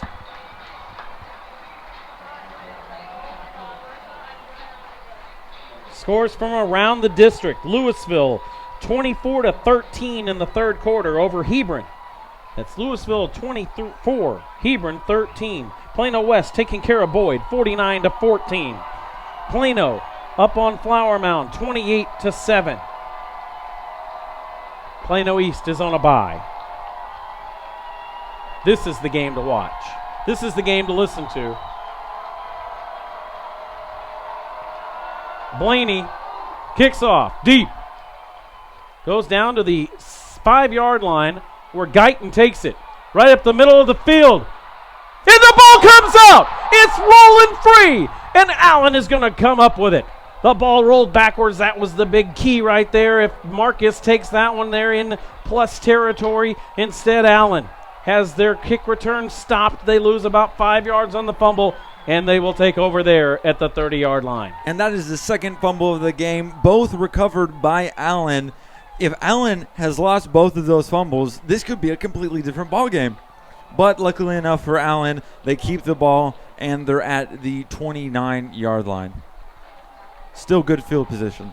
10:49 to go in the game. The clock is huge here for both teams. 3-point game, Marcus leading 24-21. Kyler Murray, he's going to run. He's in jail. He's pulled down from behind. A loss on the play. They wrap up Kyler Murray. It's Jacob Carmichael. The MVP of the last game comes around and shows up in a huge way to drop Kyler Murray, the best quarterback in the state of Texas, for a loss of 2, maybe 3. Second down, 12. Empty backfield. Kyler Murray's the only one back there. 6 in the box. They're spying him. They send 5. It's a blitz. Throw. It's caught by Guyton. Guyton could be gone. He's at the 50. Runs into his own blocker. And he's finally going to be knocked out of bounds, but not until he gets about 50 yards downfield. Finally, Cameron Hupfer catches up to it. Marcus brought the house on that one. They had 3 guys with a direct bead on the quarterback, headed straight for Kyler Murray, and he gets the ball just in time to Guyton for a 42-yard reception. 52. 52. On that Goodness. One. Here's the snap, and this one is a handoff, and busting through, nice penetration, and really going after it is the running back, and that is Keon Williams plowing through. And that's a nice 8-yard gain on first down for the Allen Eagles. Allen down by 3. Inside 10 minutes to go in this ball game. Keon Williams stays as the running back. He stands to the left of Kyler Murray. 3 receivers over to the right. The ball is on the left hash mark. Murray back to pass. He's looking to the right. He throws to the right into the end zone. He's got a man open. Touchdown, Allen Eagles. Beautifully placed right over the shoulder of the wide receiver in the corner of the end zone. That's textbook. You can't throw better than that. You can't really defend better than that. That was amazing. That was gorgeous. Well, he knows how to throw a ball. I mean, seriously, that was as good. And those are long passes that he's throwing. Those aren't just chuck it up in the air. Those are ones with a purpose to land at the corner of the end zone, and he has done it. Here is the kick is up by Connor Limpert. The kicker in the second half is Connor Limpert, the junior, and it is up and good, and Allen has taken the lead back. It's 28-24 here on Champion Sports Radio. The Centers for Disease Control and Prevention estimates that nearly 4 million brain injuries occur every year due to sports in the U.S. They also estimate that 70% of concussions go unreported. Not identifying concussions early can be devastating, especially if the athlete continues to play with symptoms. Catching hard hits fast is critical, and that's why you need the Shockbox Helmet Impact Sensor. The Shockbox is a small sensor that easily attaches to most football, lacrosse, and hockey helmets and instantly sends a signal to a smartphone on the sidelines when the player has taken a hard hit that puts them at higher risk for injury. The free app receives data from the sensor, displays information about the impact, and even walks the user through a concussion assessment. The app also logs symptom and impact data for future medical use. Visit ShopboxDFW.com to learn more about the Shockbox Impact Alert Sensor and determine if it is the right option for your child. Be warned instantly when a player has experienced a head impact that could result in a concussion. Visit ShockboxDFW.com today. ShockboxDFW.com.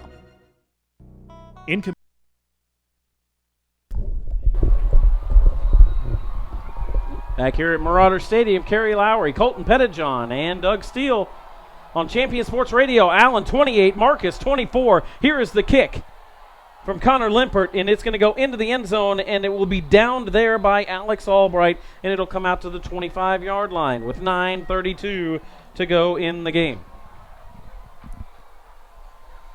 And what a heck of a drive by Kyler Murray, once again showing that he's not fazed by the pressure. He throws a perfect pass in the corner of the end zone. Most of his passes tonight have been phenomenal. He's been off about, I think he has 6 or 7 Yeah, he has 6 incompletions, but everything else has been right on point. 28-24. And there's the snap and the handoff, and a lot of room there for Hopkins. The ball comes free at the very, very end, and it's going to be, wow. It looks like Marcus might have come back up with it. Okay, they called it down. And, it looked like it was down, Colton. Doug saw the same thing. It bounced, like the ground can't cause a fumble. Yep. That's exactly what happened there. So Allen was all excited thinking they got a turnover, and, of course, they didn't. Instead, it's a 9-yard gain on first down. Well, we didn't see the ball pop loose until the very, very end, and it looked like Hopkins had stopped moving forward and his knees were already down. Good job by the referee to see that and make that call. Shotgun, Parrish. Double tight end set. He hands it off, and it's Hopkins. Hopkins pulls through an arm tackle and gets the first down. And you know what, Colton? I'm not positive he was going to get that, but he pulls through and breaks out of Ryan Hinman, the defensive lineman's grasp, and gets on his own. And it looked like 2 defensive linemen just plowed through the offensive line, and Hopkins still came up with the first down. Hopkins up to 193 yards. I would have never guessed that coming into today. Could he get back-to-back 200-yard games? I don't know. And the ball is free. The ball is out. Hopkins puts it on the carpet, and it's Allen ball. And then it looked like that was just a bad transfer handoff.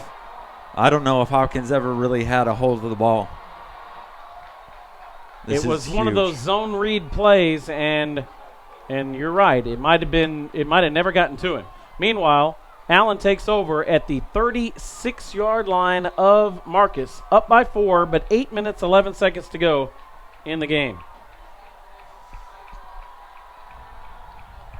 If you have any mistakes, Allen is going to capitalize on those mistakes, and that could have been, and that may have been a huge mistake.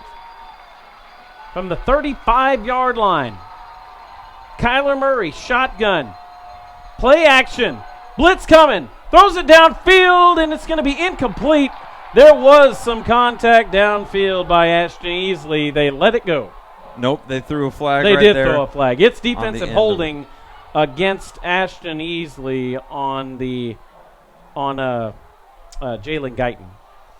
And the coach is trying to say that it was far over his head. I'm not sure about that, but it looks like Allen is going to get beautiful field position here. They called that pass interference. I disagree. I think it's a 5-yard, but one way or another, it's going to move way downfield. It's at the 20-yard line.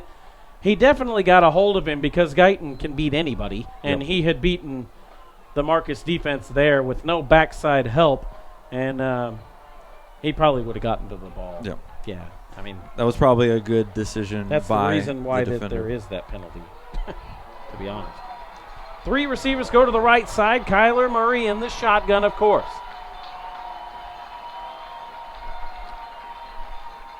There's the snap. He's going to hand it off, and bottled up in the middle of the field, knocked down after a gain of 3, is Keon Williams. The clock runs inside 8 minutes to go in the game. A lot of time left here. 2nd down and 8. Yeah, I think Jacob Carmichael was the one to lay the pop on the running back, only getting 3 yards on that play. Williams stands to the right of Murray, but Murray goes back. Throws it out to the right side. It's caught. 1st down. Finally out of bounds. But not until he's down to the 8-yard line is the receiver on the play, and I believe that was Keon Williams coming out of the backfield to get that one. Yeah, and Williams is not a big guy. He's actually, it looks like he's probably about 5'8", maybe even 5'7", but he's not afraid to lay a hit on the defender. 1st down and goal from the 8. 8 in the box for Marcus. Back to pass. Kyler Murray. It's knocked down at the line of scrimmage by Andrew Fitzgerald. Oh.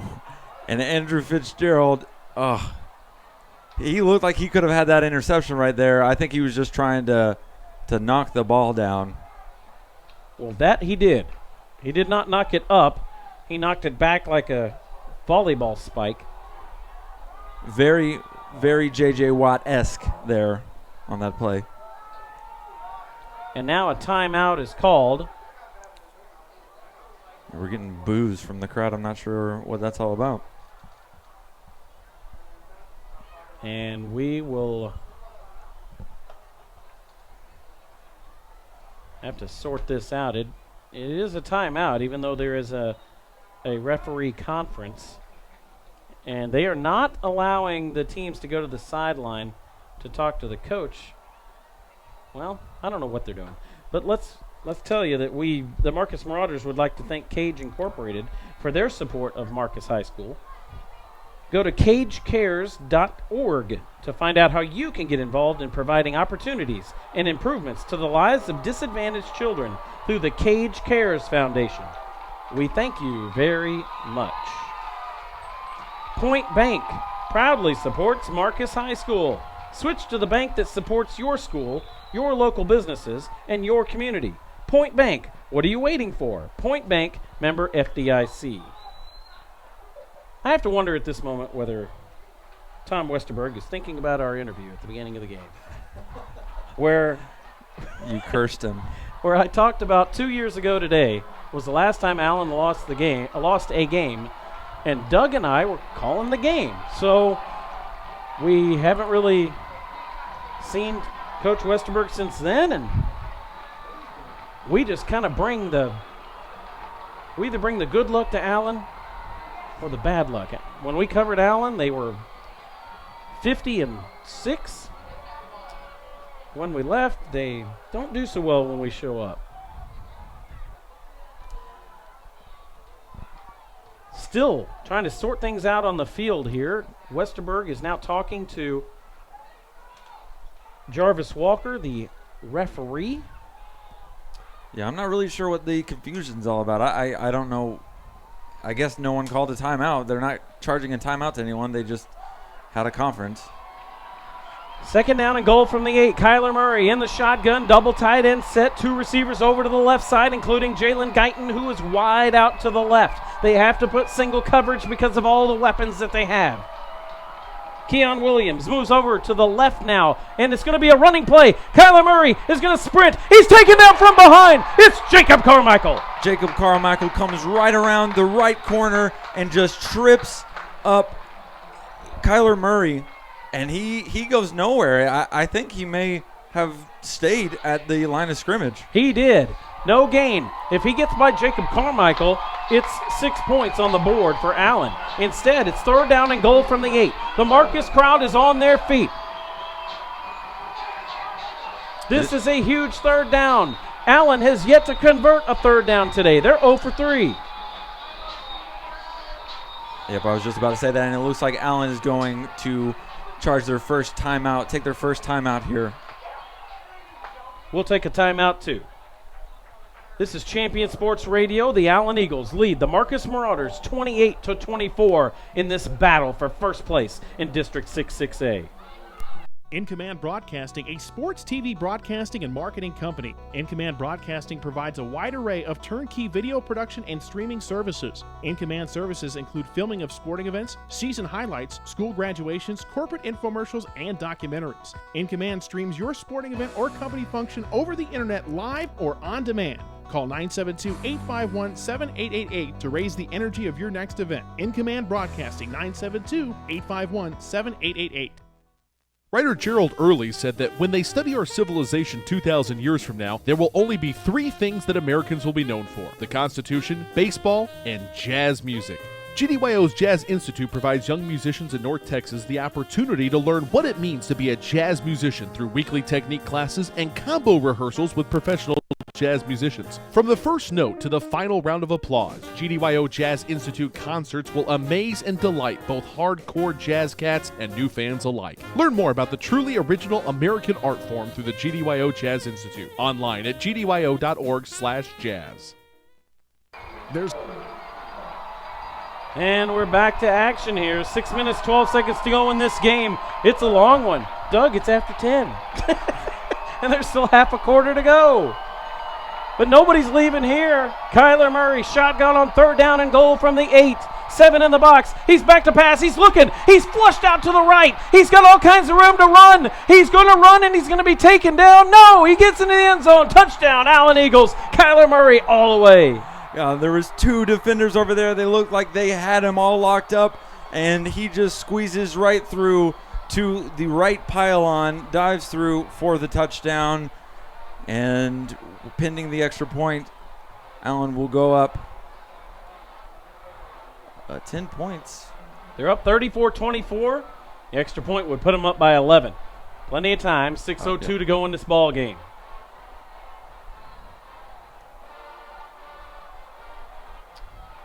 Here's the snap. The kick is up, and it is good. The Allen Eagles lead Marcus 35-24. The first time that this game has been a 2-score game in quite a while.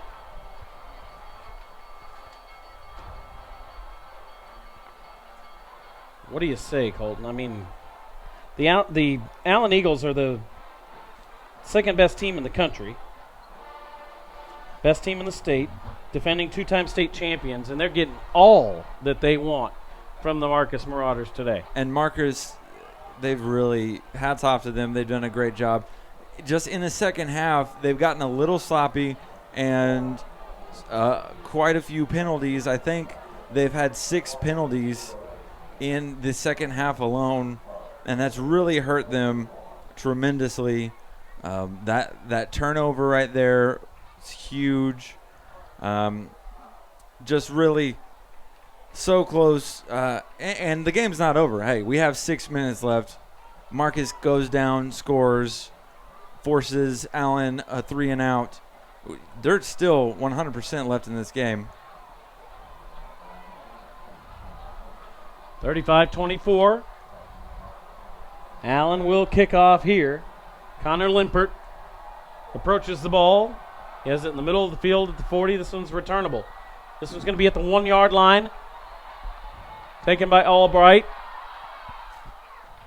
Rides his blockers all the way out to the 25-yard line. A nice return. Special teams for Marcus has been good all season long. Blocked field goals, big field goals. And there was a late flag. I'm not sure what for. I think it's called on the coaching staff of Marcus. Maybe the sideline. Could be one of those sideline warnings. No penalties for the Allen Eagles this game. And it is the unsportsmanlike conduct. So that'll push it back half the distance to the goal. It'll be at the 12.5-yard line. That's where Marcus will take over. 1st down and 10 with 5:56 to go in the game. Marcus has outgained Allen 389-299. 300 yards rushing for the Marcus Marauders. Imagine what every other school in the state is looking at here, realizing that Allen can be run on. Nate Hopkins takes that one for 4 yards on 1st down. And I think if you're other teams in the district, you got to get a little worried about Marcus because Marcus has definitely put up a huge fight here against Allen. If I'm Plano West and any other team, I'm worried about Marcus. Parrish back to pass, flushed out. He's trying to juke. He does get around the corner. He throws, and he might be beyond. No, he was short of the line of scrimmage. It is incomplete, however, downfield. I don't think that was an advisable pass. That looked like it was pretty dangerous. There were 2 defenders down towards. I think it was out of bounds anyways. It'll be 3rd down and 6. I was just glad he got rid of it. You know, if nothing else, he would have had to run out of bounds for a loss on the play, and he managed to get rid of it. And Could have gone bad. Nate Hopkins stands to the left. Parrish back to pass. He's flushed. He runs.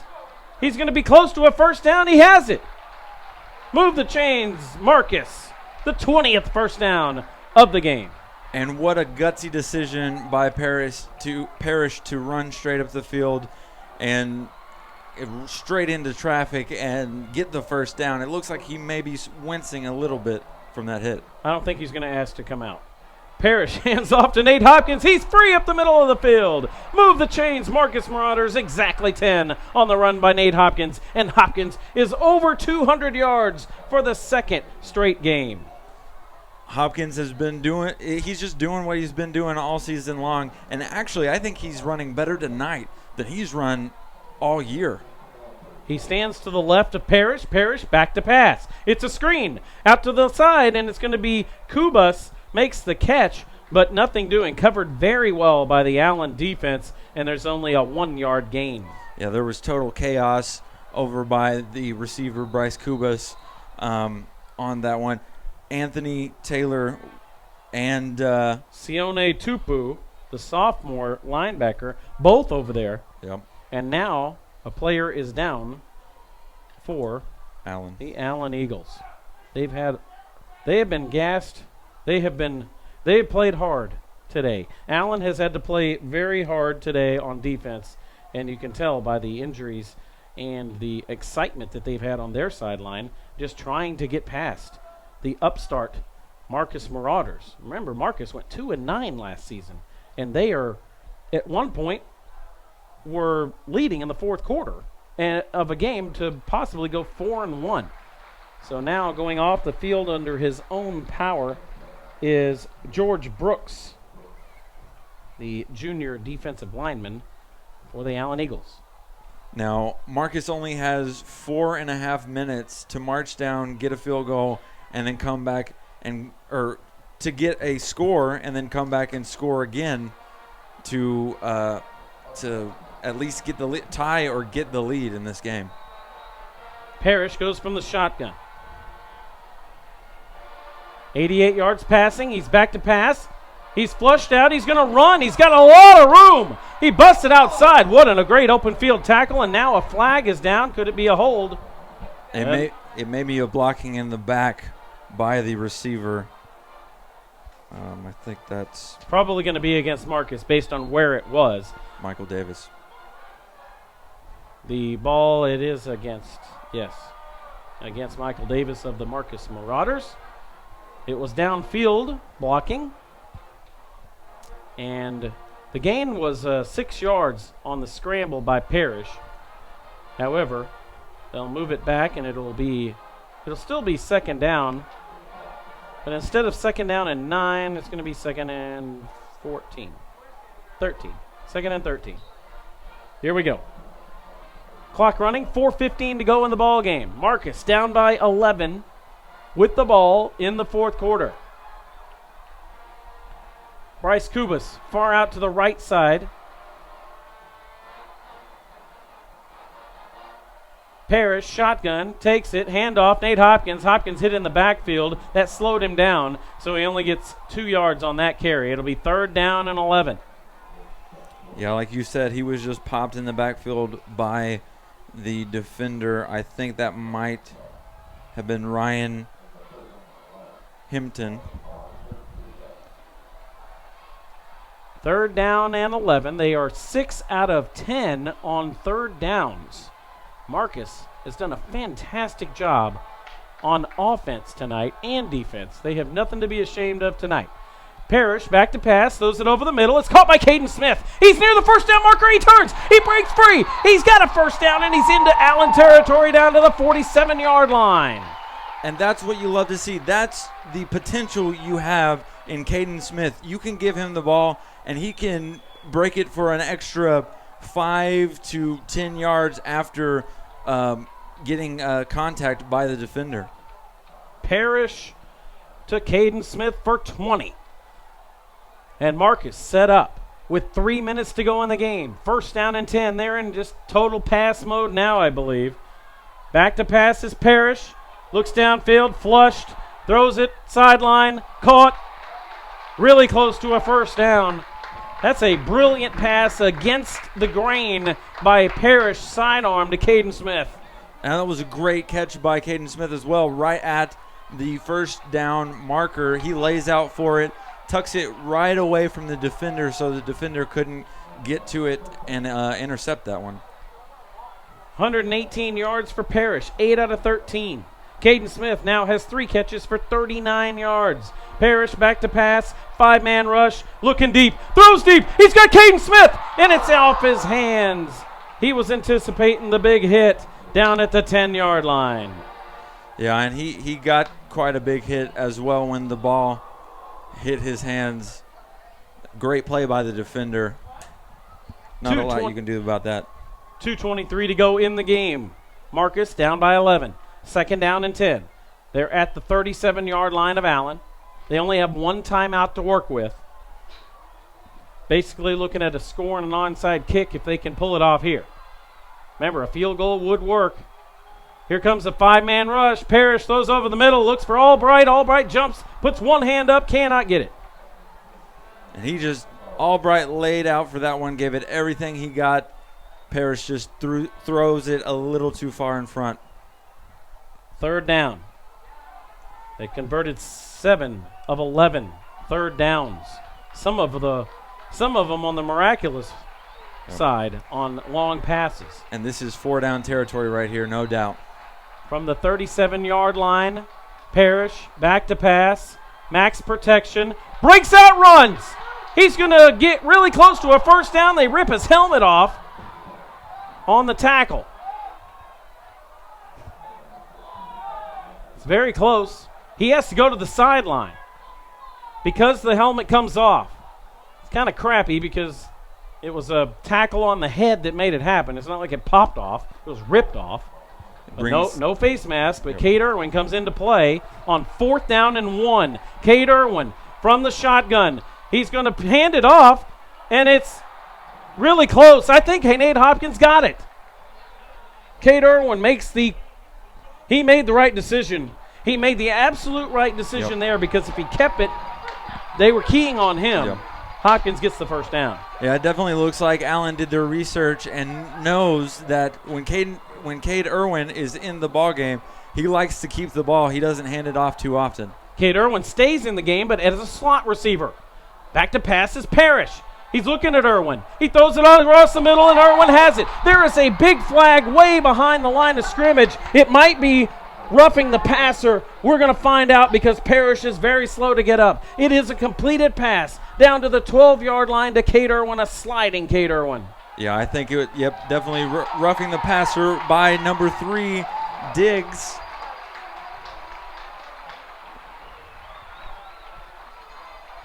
And that will definitely give them some help out there, but only with 1 minute and 41 seconds to go. They have to score quick, get this onside kick, and hopefully have something to work with here. 1 minute, 30 seconds, clock running. Andrew Parrish shaken up, but stays in the game. He's got Nate Hopkins standing to his right. It's a fake to Hopkins. Parrish throws over the middle, intercepted in the end zone. Ill-advised pass. And it's intercepted in the end zone. He effectively threw it to a spot where the receiver is going to be, and instead the safety's standing right there. The safety was just sitting on it the whole time. Hardly even really had to make a play on it. It falls right into his lap. What a heartbreaking play, but the Marcus crowd knows that what Marcus has done tonight is amazing against the best team in the state. Standing ovation from the crowd, and hats off to this offense, to the defense, to the overall team for sticking in there and doing a great job tonight against this powerhouse in Allen. Allen takes over with 1:18. Marcus can stop the clock once. And they are going to the victory formation. They will not try to do anything else except try to run that clock out. And I'm not sure Marcus is going to try to stop it. Down by 2 scores.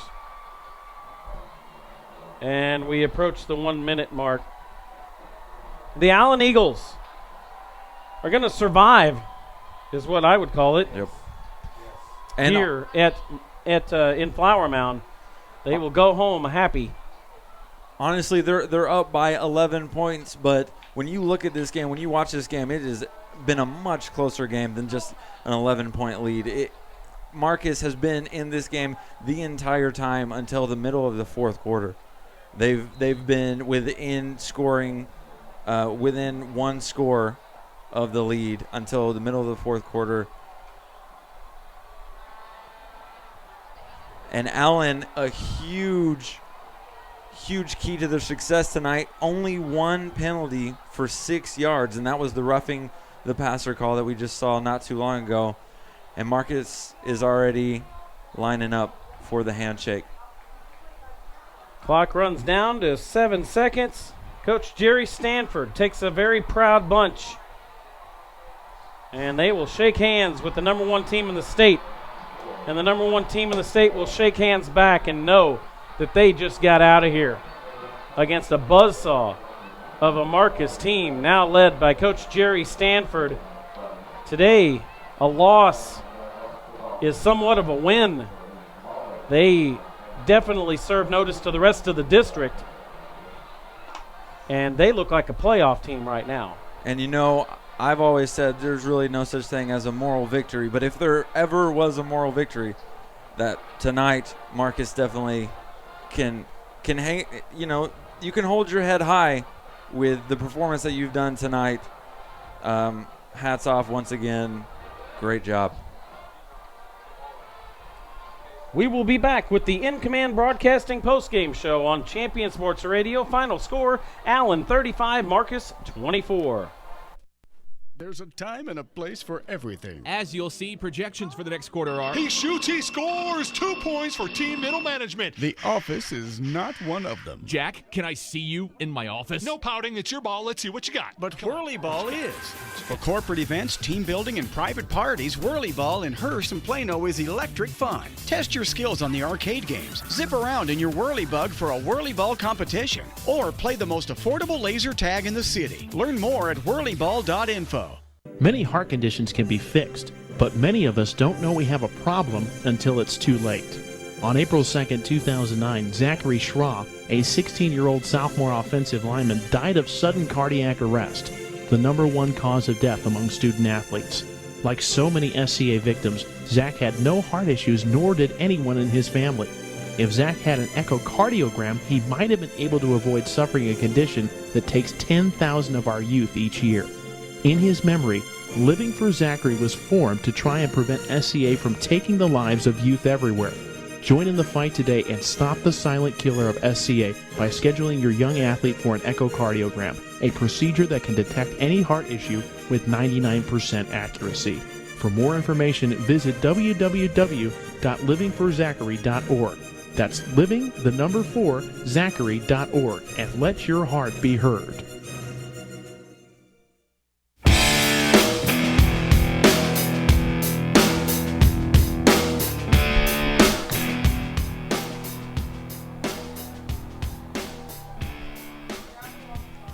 Back here at Marcus Marauder Stadium, the final score, Allen 35, Marcus 24 in this showdown of district leaders. Both teams came in at 2-0 in district.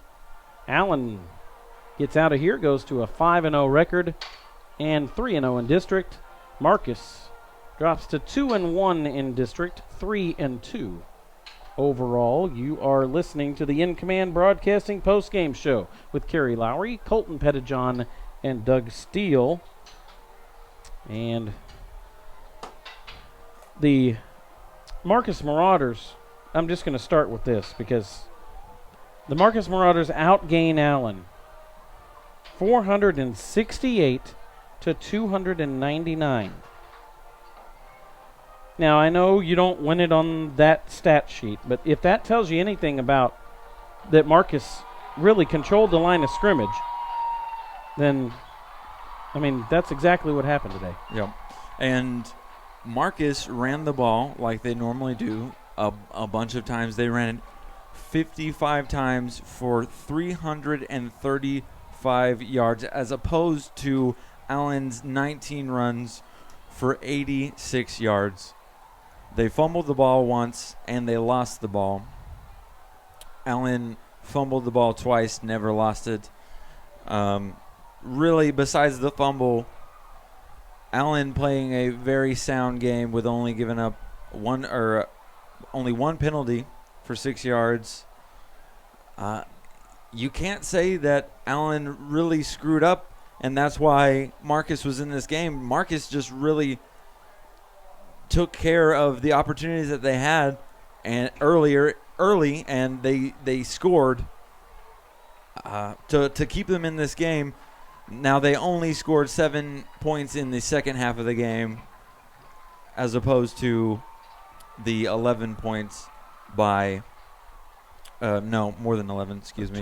21 points by Allen. So our final score, 35-24. We'll go over the rest of the stats when we come back on the In Command Broadcasting postgame show on Champion Sports Radio.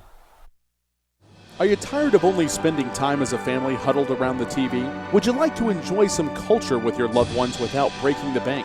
Then let me introduce you to the Greater Dallas Youth Orchestra. The GDYO provides music education and performance opportunities for musically talented youth, but this is no kids' concert. The GDYO comprises 7 different ensembles made up of over 425 talented musicians ages 8 to 18, representing more than 50 communities in North Texas. You won't believe how amazing these ensembles sound until you hear it for yourself. So join them for one of their concerts at the Meyerson Symphony Center or Dallas City Performance Hall. For more information on how to make a donation, as well as a listing of upcoming GDYO concerts, visit gdyo.org. And if you know a talented young musician interested in an unbelievable experience, auditions take place in the spring. Connect with the Greater Dallas Youth Orchestra on Facebook, Twitter, LinkedIn, and at gdyo.org. Do you need a boost in exposure? Want to reach local, community-minded folks with information about your business? Join the Champion Sports Radio team and advertise during these games. In the last 4 years, Champion Sports Radio has broadcast over 600 games for more than 3.5 million listeners. And Champion Sports Radio wants to help you use major high school sports to reach thousands of local fans right in your community. It's also a way for your business to give back to the community by helping all these well-deserving student athletes get some recognition for their accomplishments. The cost simply can't be beat for the effect it will have. You get a lot of bang for your buck, and best of all, it provides an opportunity for the best advertisement of all, word of mouth.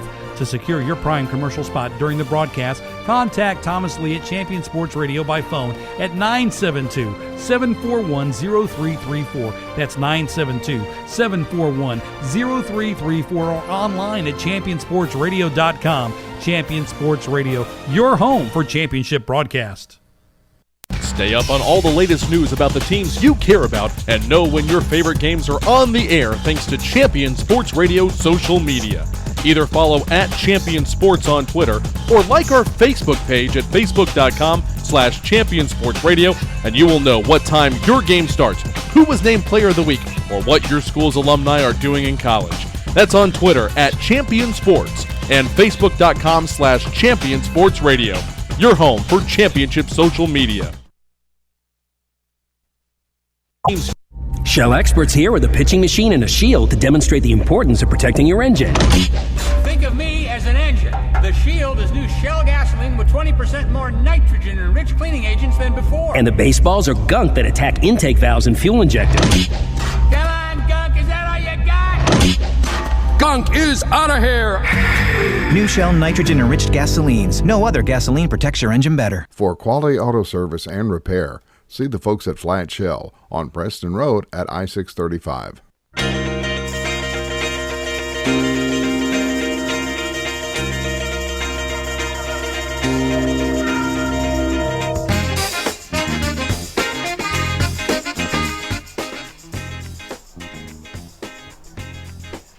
It's the In Command Broadcasting postgame show on Champion Sports Radio. Kerry Lowry, Colton Pettijohn, and Doug Steele.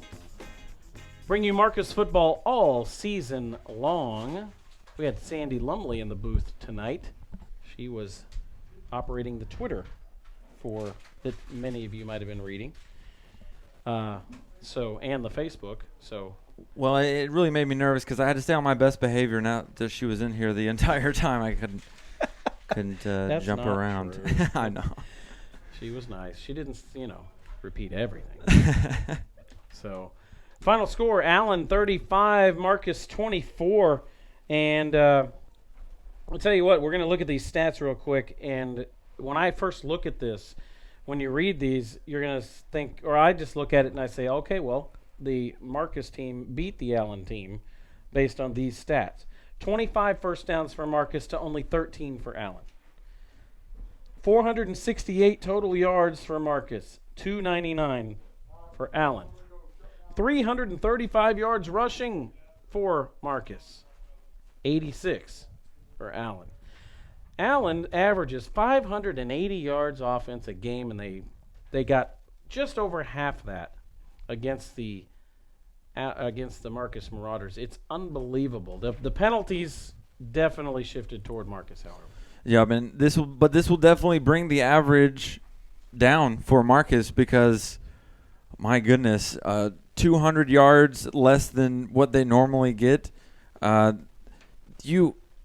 I'm so impressed with this Marcus squad, and I was a little nervous that it was fool's gold. The first two teams in district that they beat, their record coming into this was a combined 1 win total. So I was thinking, well, maybe Marcus has just beat some not so great teams, and then you see the guts, and you see Marcus just really going for it and leaving it all out on the field tonight in a tremendous performance, both defensively and offensively. I mean, I believe now. I believe that this Marcus team is real and really, honestly, could be the second best team in district. Barring on the performance that we saw tonight. The showdowns are coming up for Marcus. Originally thought that they would have trouble against Plano West and Boyd, and they would just be in a battle for that fourth spot. But after this, I think there's a legitimate – you have to rethink that now and say, hey, you know what? I think Boyd and Plano West should be a little bit worried. And I think Allen should be a little bit worried because they still have to play Plano West. So we will go with the scores from the other district games here in a second. But the Marcus Marauders had the time of possession over double of Allen. And like Doug said, 14 minutes and 3 seconds, and Allen can still score 35 points. And they didn't do anything. They didn't do it defensively. They didn't have a pick six. They didn't have a kick return for a touchdown. Kyler Murray was held in check. 213 yards passing, which sounds like a lot, but not for him. And only 37 yards rushing. This is fantastic. I mean, it's hard to say that it's fantastic when you lose, but I tell you what, the Marcus Marauders under Jerry Stanford are a different animal than last year, and they proved it tonight. And Coach Tom Westerberg is probably cursing me right now for cursing him or hexing him, but he's got to get out of here, and he knows he's got a lot to work on now. Plano West, you brought it up in a commercial break. Well, doesn't Plano West have a great running back? Oh yeah, and he probably has 5 more touchdowns tonight because they're up in the fourth quarter on Boyd, 62-23. Soso Jamabo will run wild against this Allen team. You know, you would think. Then they will face each other later in the season. Louisville looks like they're going to go get their first district victory, 38-20 over Hebron. Hebron looks to drop to 0-3 in district. Plano at homecoming is up 35-7 over Flower Mound. And then outside the district, Coppell beats LD Bell 42-3. Trinity 14-0 over Heritage. Looks like a final. Wow. Final. Okay. And South Lake Carroll has to go and play Abilene, or Abilene came to South Lake Carroll, and those are two perennial powers, two recent state champions, and Carroll takes care of them 63-28, and DeSoto wipes out Grand Prairie. And yes, Byron Nelson did beat Timber Creek out of Keller 37-10. That was Doug's favorite game of the week. So This was my favorite game. Oh, okay, yes, Marcus and Allen was his favorite, but he had a second favorite that he wanted to watch. So, so the stands are clearing out here, Colton, but not too fast. You know, everybody's out on the field, probably more than most times. The people are down on the field, and you can sense why. It's because they're proud of those guys. Yeah, and if you look right now, if you didn't watch the entire game, you come into this booth and you look out onto the field, you would have thought Marcus won this game, because I think the whole crowd, even the players, are just thrilled at the performance of this Marcus team. And I honestly was expecting a lot more, and I know that Kyler Murray did a great job. He still threw for 213 yards and whatnot, but I was expecting Kyler Murray to just destroy and shred this secondary, and he really didn't. He proved that Kyler Murray is human, and if your other teams, like you said, if you're Plano West, I look at this game and I base my blueprint off of what my game plan is going to be. I base it off of what Marcus did, and that was control the ball, keep the ball, run it, waste a bunch of time, and keep Kyler Murray off the field. That's what you got to do, and I think that's the key to success. And even though Marcus didn't do it, they did a pretty darn good job of keeping Kyler Murray off the field. We talked about Coach Jerry Stanford coming to this team, and what did we talk about? We talked about White Oak, which is where he came from, and that he scored 40 points a game at White Oak and went to the state semifinals with a 3A school, and they just racked up the yards and the points, okay? So it was all about, wow, okay, so Marcus averaged 14 points a game last season. Now we got a new high-flying offense. Well, you know, the offense is more of a ground and pound, and it's Carl Anderson, the defensive coordinator, that has he's picked up. Last year's defense was good for Marcus. This year's defense is unbelievable. I think he deserves just a ton of credit. It's the defense. Jacob Carmichael, Cade Irwin, Fitzgerald, you know, those guys it's just such a good unit defensively. They deserve almost all the kudos on this team, along with Nate Hopkins in the offensive line. And the secondary, they are locked down. They're a lockdown secondary. Multiple times tonight, we called plays where, you know, the secondary was draped all over the receiver, and there were some times where the ball was just placed perfectly that they did a great job of covering. There's not a lot you can do when the ball is just dropped right in the breadbasket, but I mean, you've got to be impressed with this entire defense. The front, the secondary, everything. Hats off to the defensive coordinator, and really keeping this game close. 1 for 4 on third down. The Allen Eagles. That's insane. On a team that has the number 2 offense. I'll say the number 1 because the other one's kind of it's R.L. Turner. It's a kind of they played 3 middle school teams or something. So, so technically they're number 1, but they have a bye week, and then when they actually play district games, I know R.L. Turner. I went to school in Carrollton, so that isn't going to last. But one way or another, I'm not going to apologize to the R.L. Turner people. I apologize to Highland Village, and not to R.L. Turner. So Allen is the best team, best offense, and they were held in check. So some of the we'll get out of here in just a second, but some of the stats here. Andrew Parrish, 9 out of 17 for 133 yards. He was completing passes late in the game, even when they knew he was going to be throwing the ball. He also ran for 34 yards and a touchdown, and a great call at the goal line where he ran in for 1 yard. And rushing attack, Nate Hopkins, 209 yards, his second straight 200-yard effort. He had 2 touchdowns. He averaged 6 yards a rush. He never even broke one long, only 21-yard run. That shows the consistency he had. C.J. Respis, 9 rushes for 35 yards. And Jared Mack, 6 for 57. And then, like we said, Parrish had 34 yards, and that accumulated to a 335-yard rushing effort. Passing-wise, Caden Smith ended up making some catches late, 39 yards. Alex Albright, 48 yards. Kubas had 2 catches for 6. A huge catch late in the game. His only second of the season, Ryan Friedewald, he had 1 catch for 3 yards, and he catches a big one late, 1 for 25. So big for him. And Cade Irwin caught a nice one. His first catch of the season for him, 15 yards. And then for the Allen Eagles, like you said, Murray with 213. Jalen Guyton caught just about everything that Murray threw. Yep. 176 yards and 2 touchdowns. He is the real deal, but boy, it's nice to catch when the quarterback lays it in there like that. Well, and there's also a reason. I mean, there's definitely a reason why he's a 4-star recruit and going to Notre Dame.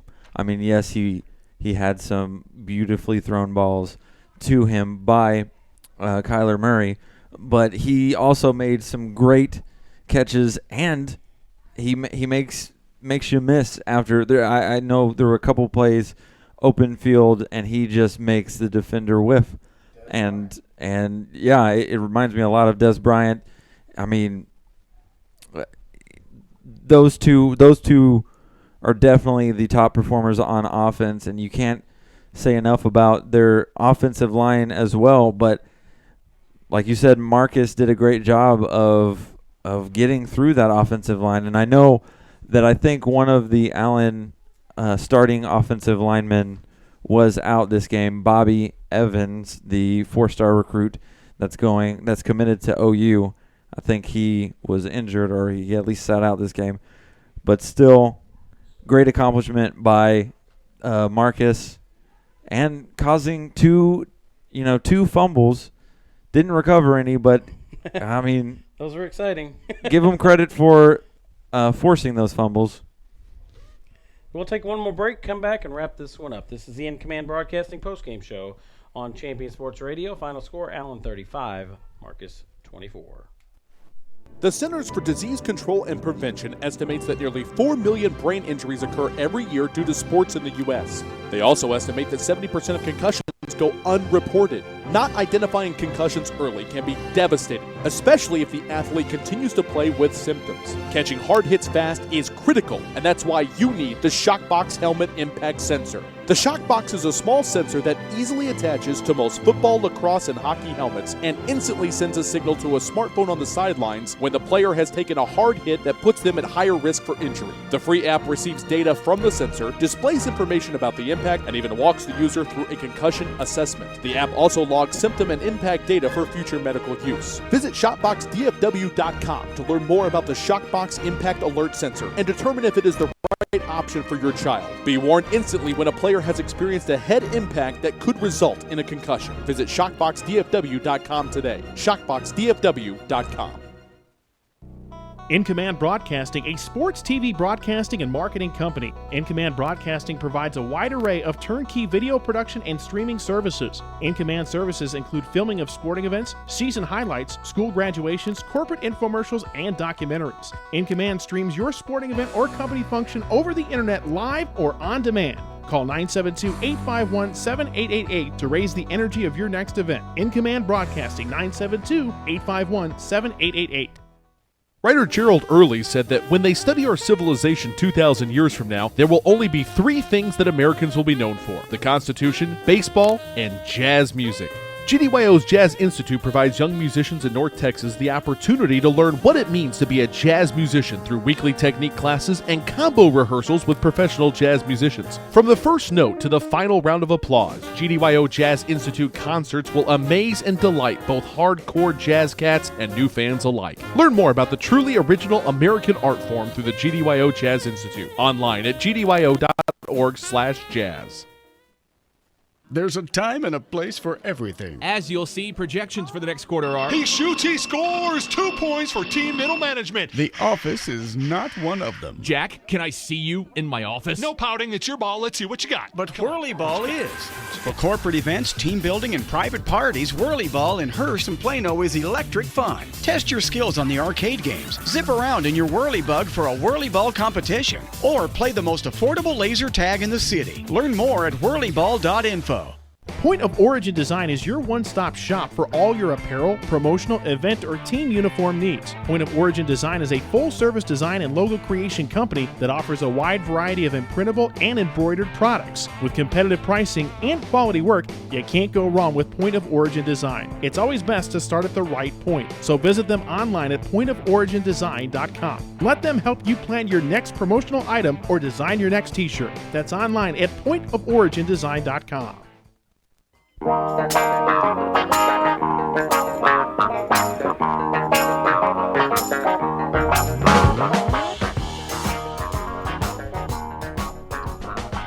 And we're back here to wrap this one up from Marcus Marauder Stadium on the campus of Marcus High School.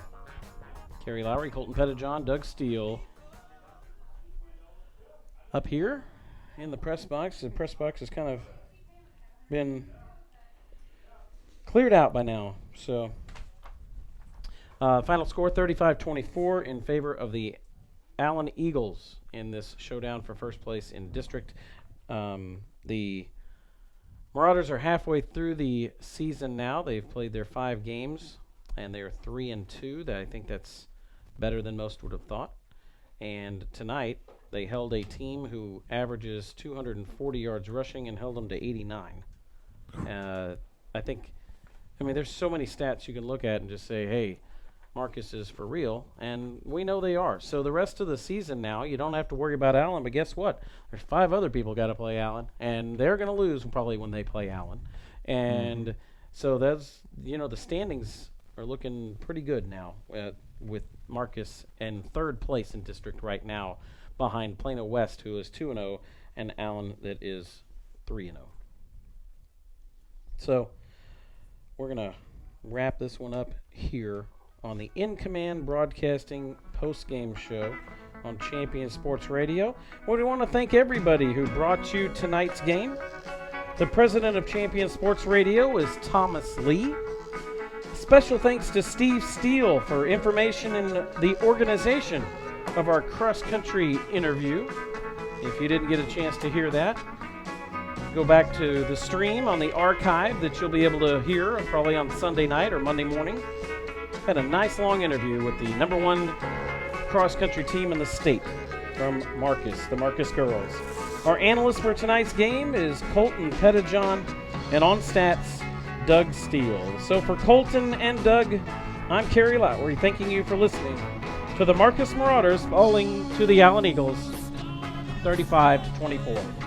The season continues with the Mound Showdown next Friday at Neil Wilson Stadium. Beware, Jaguars. The Marauders are ready now.